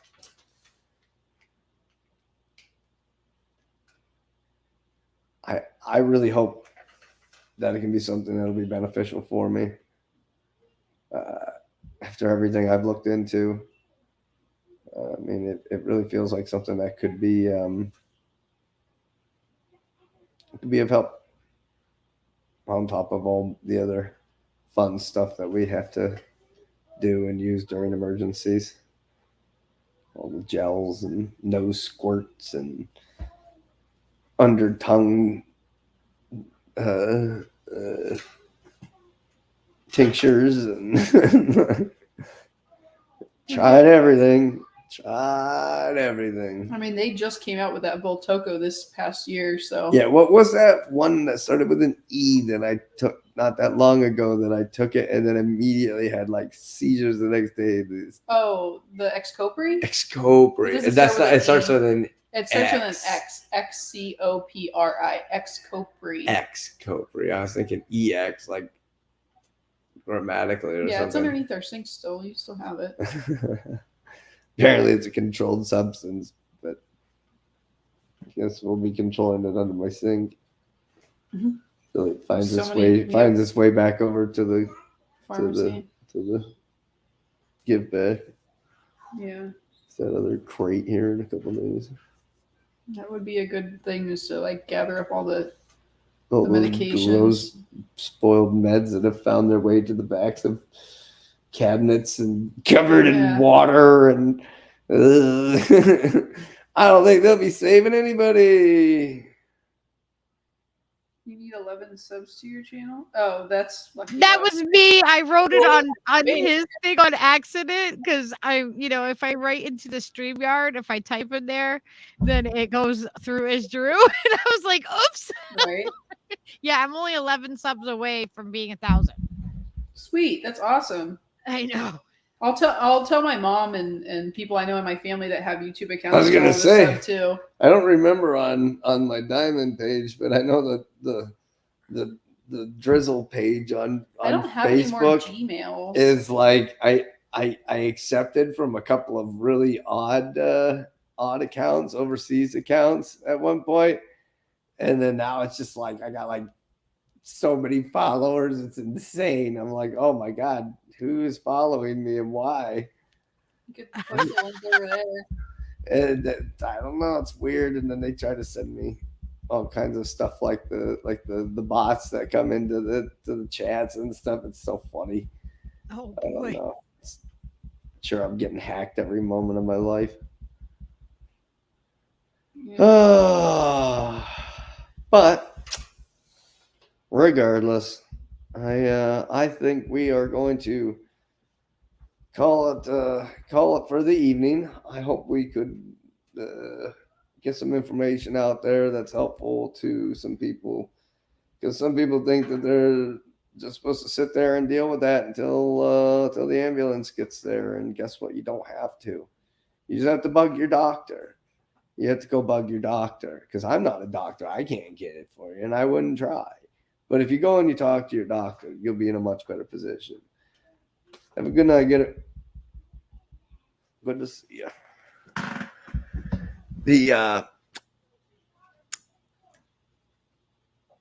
I think we'll just end with a quick beat here from the other day. I don't know what else to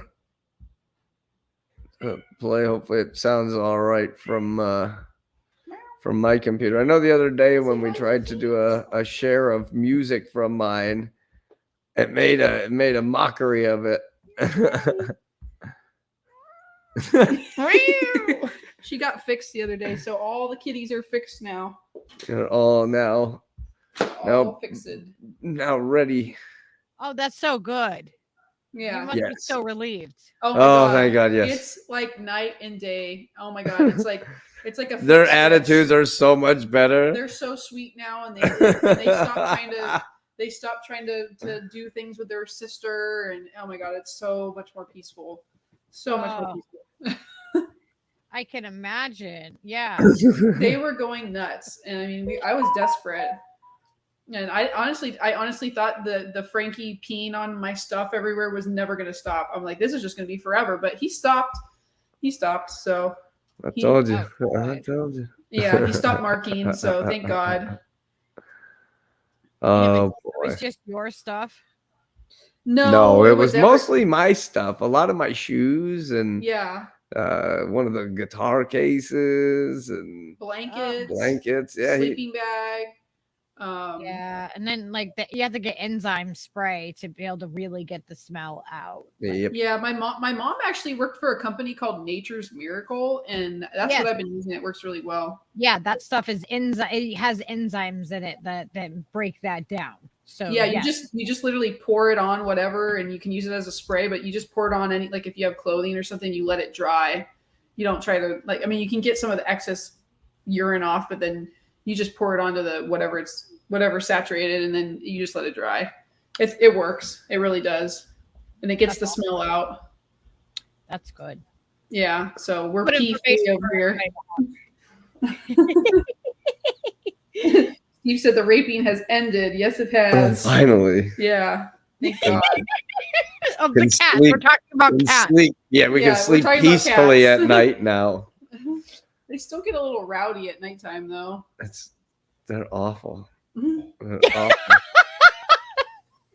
But we've been letting Frankie and Zach like wander outside. Callie just had her surgery last Friday, so she's still kind of on the mend. She's still got sutures and stuff in her tummy. So her surgery is a little bit different than the boys. Yeah, hers was more intense. But oh my gosh, the funny thing was when they had her on, all the medications or whatever.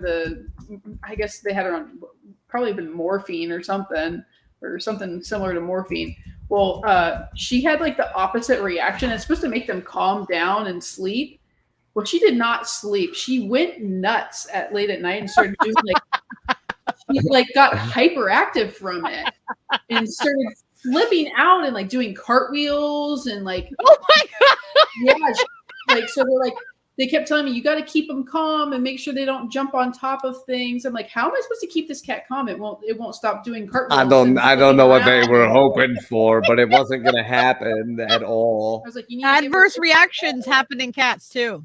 Well, it was hilarious because the boy cat came up right after, and they were like, careful, don't let the boys go near her because she's got stuff on the back of her neck. If they start to clean her or something, they'll get it.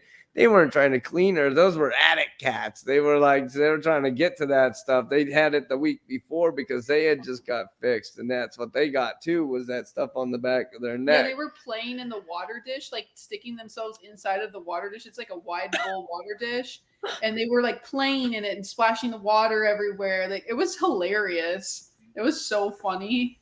Oh my gosh. They called the next day, the vet called, and she was checking in on Callie. She's like, how's Callie doing? I was like, she is losing her mind. And that cone that you gave me, she will not keep it on. So did not stay on. It was they're like, she can't jump around, but she's got to have the cone on. It's one or the other. Yeah, it's either have the cone on or jump around. Yeah, or have the cone off and don't jump around. Yeah. That was our only potential. Yeah, it was pretty funny.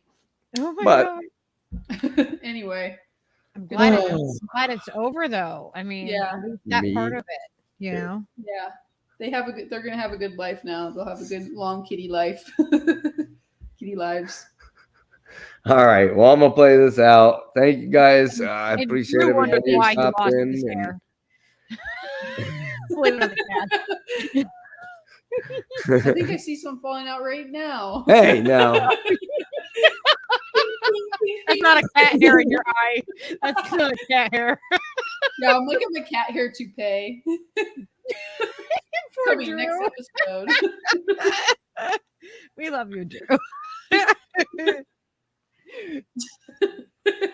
Y'all. Yes.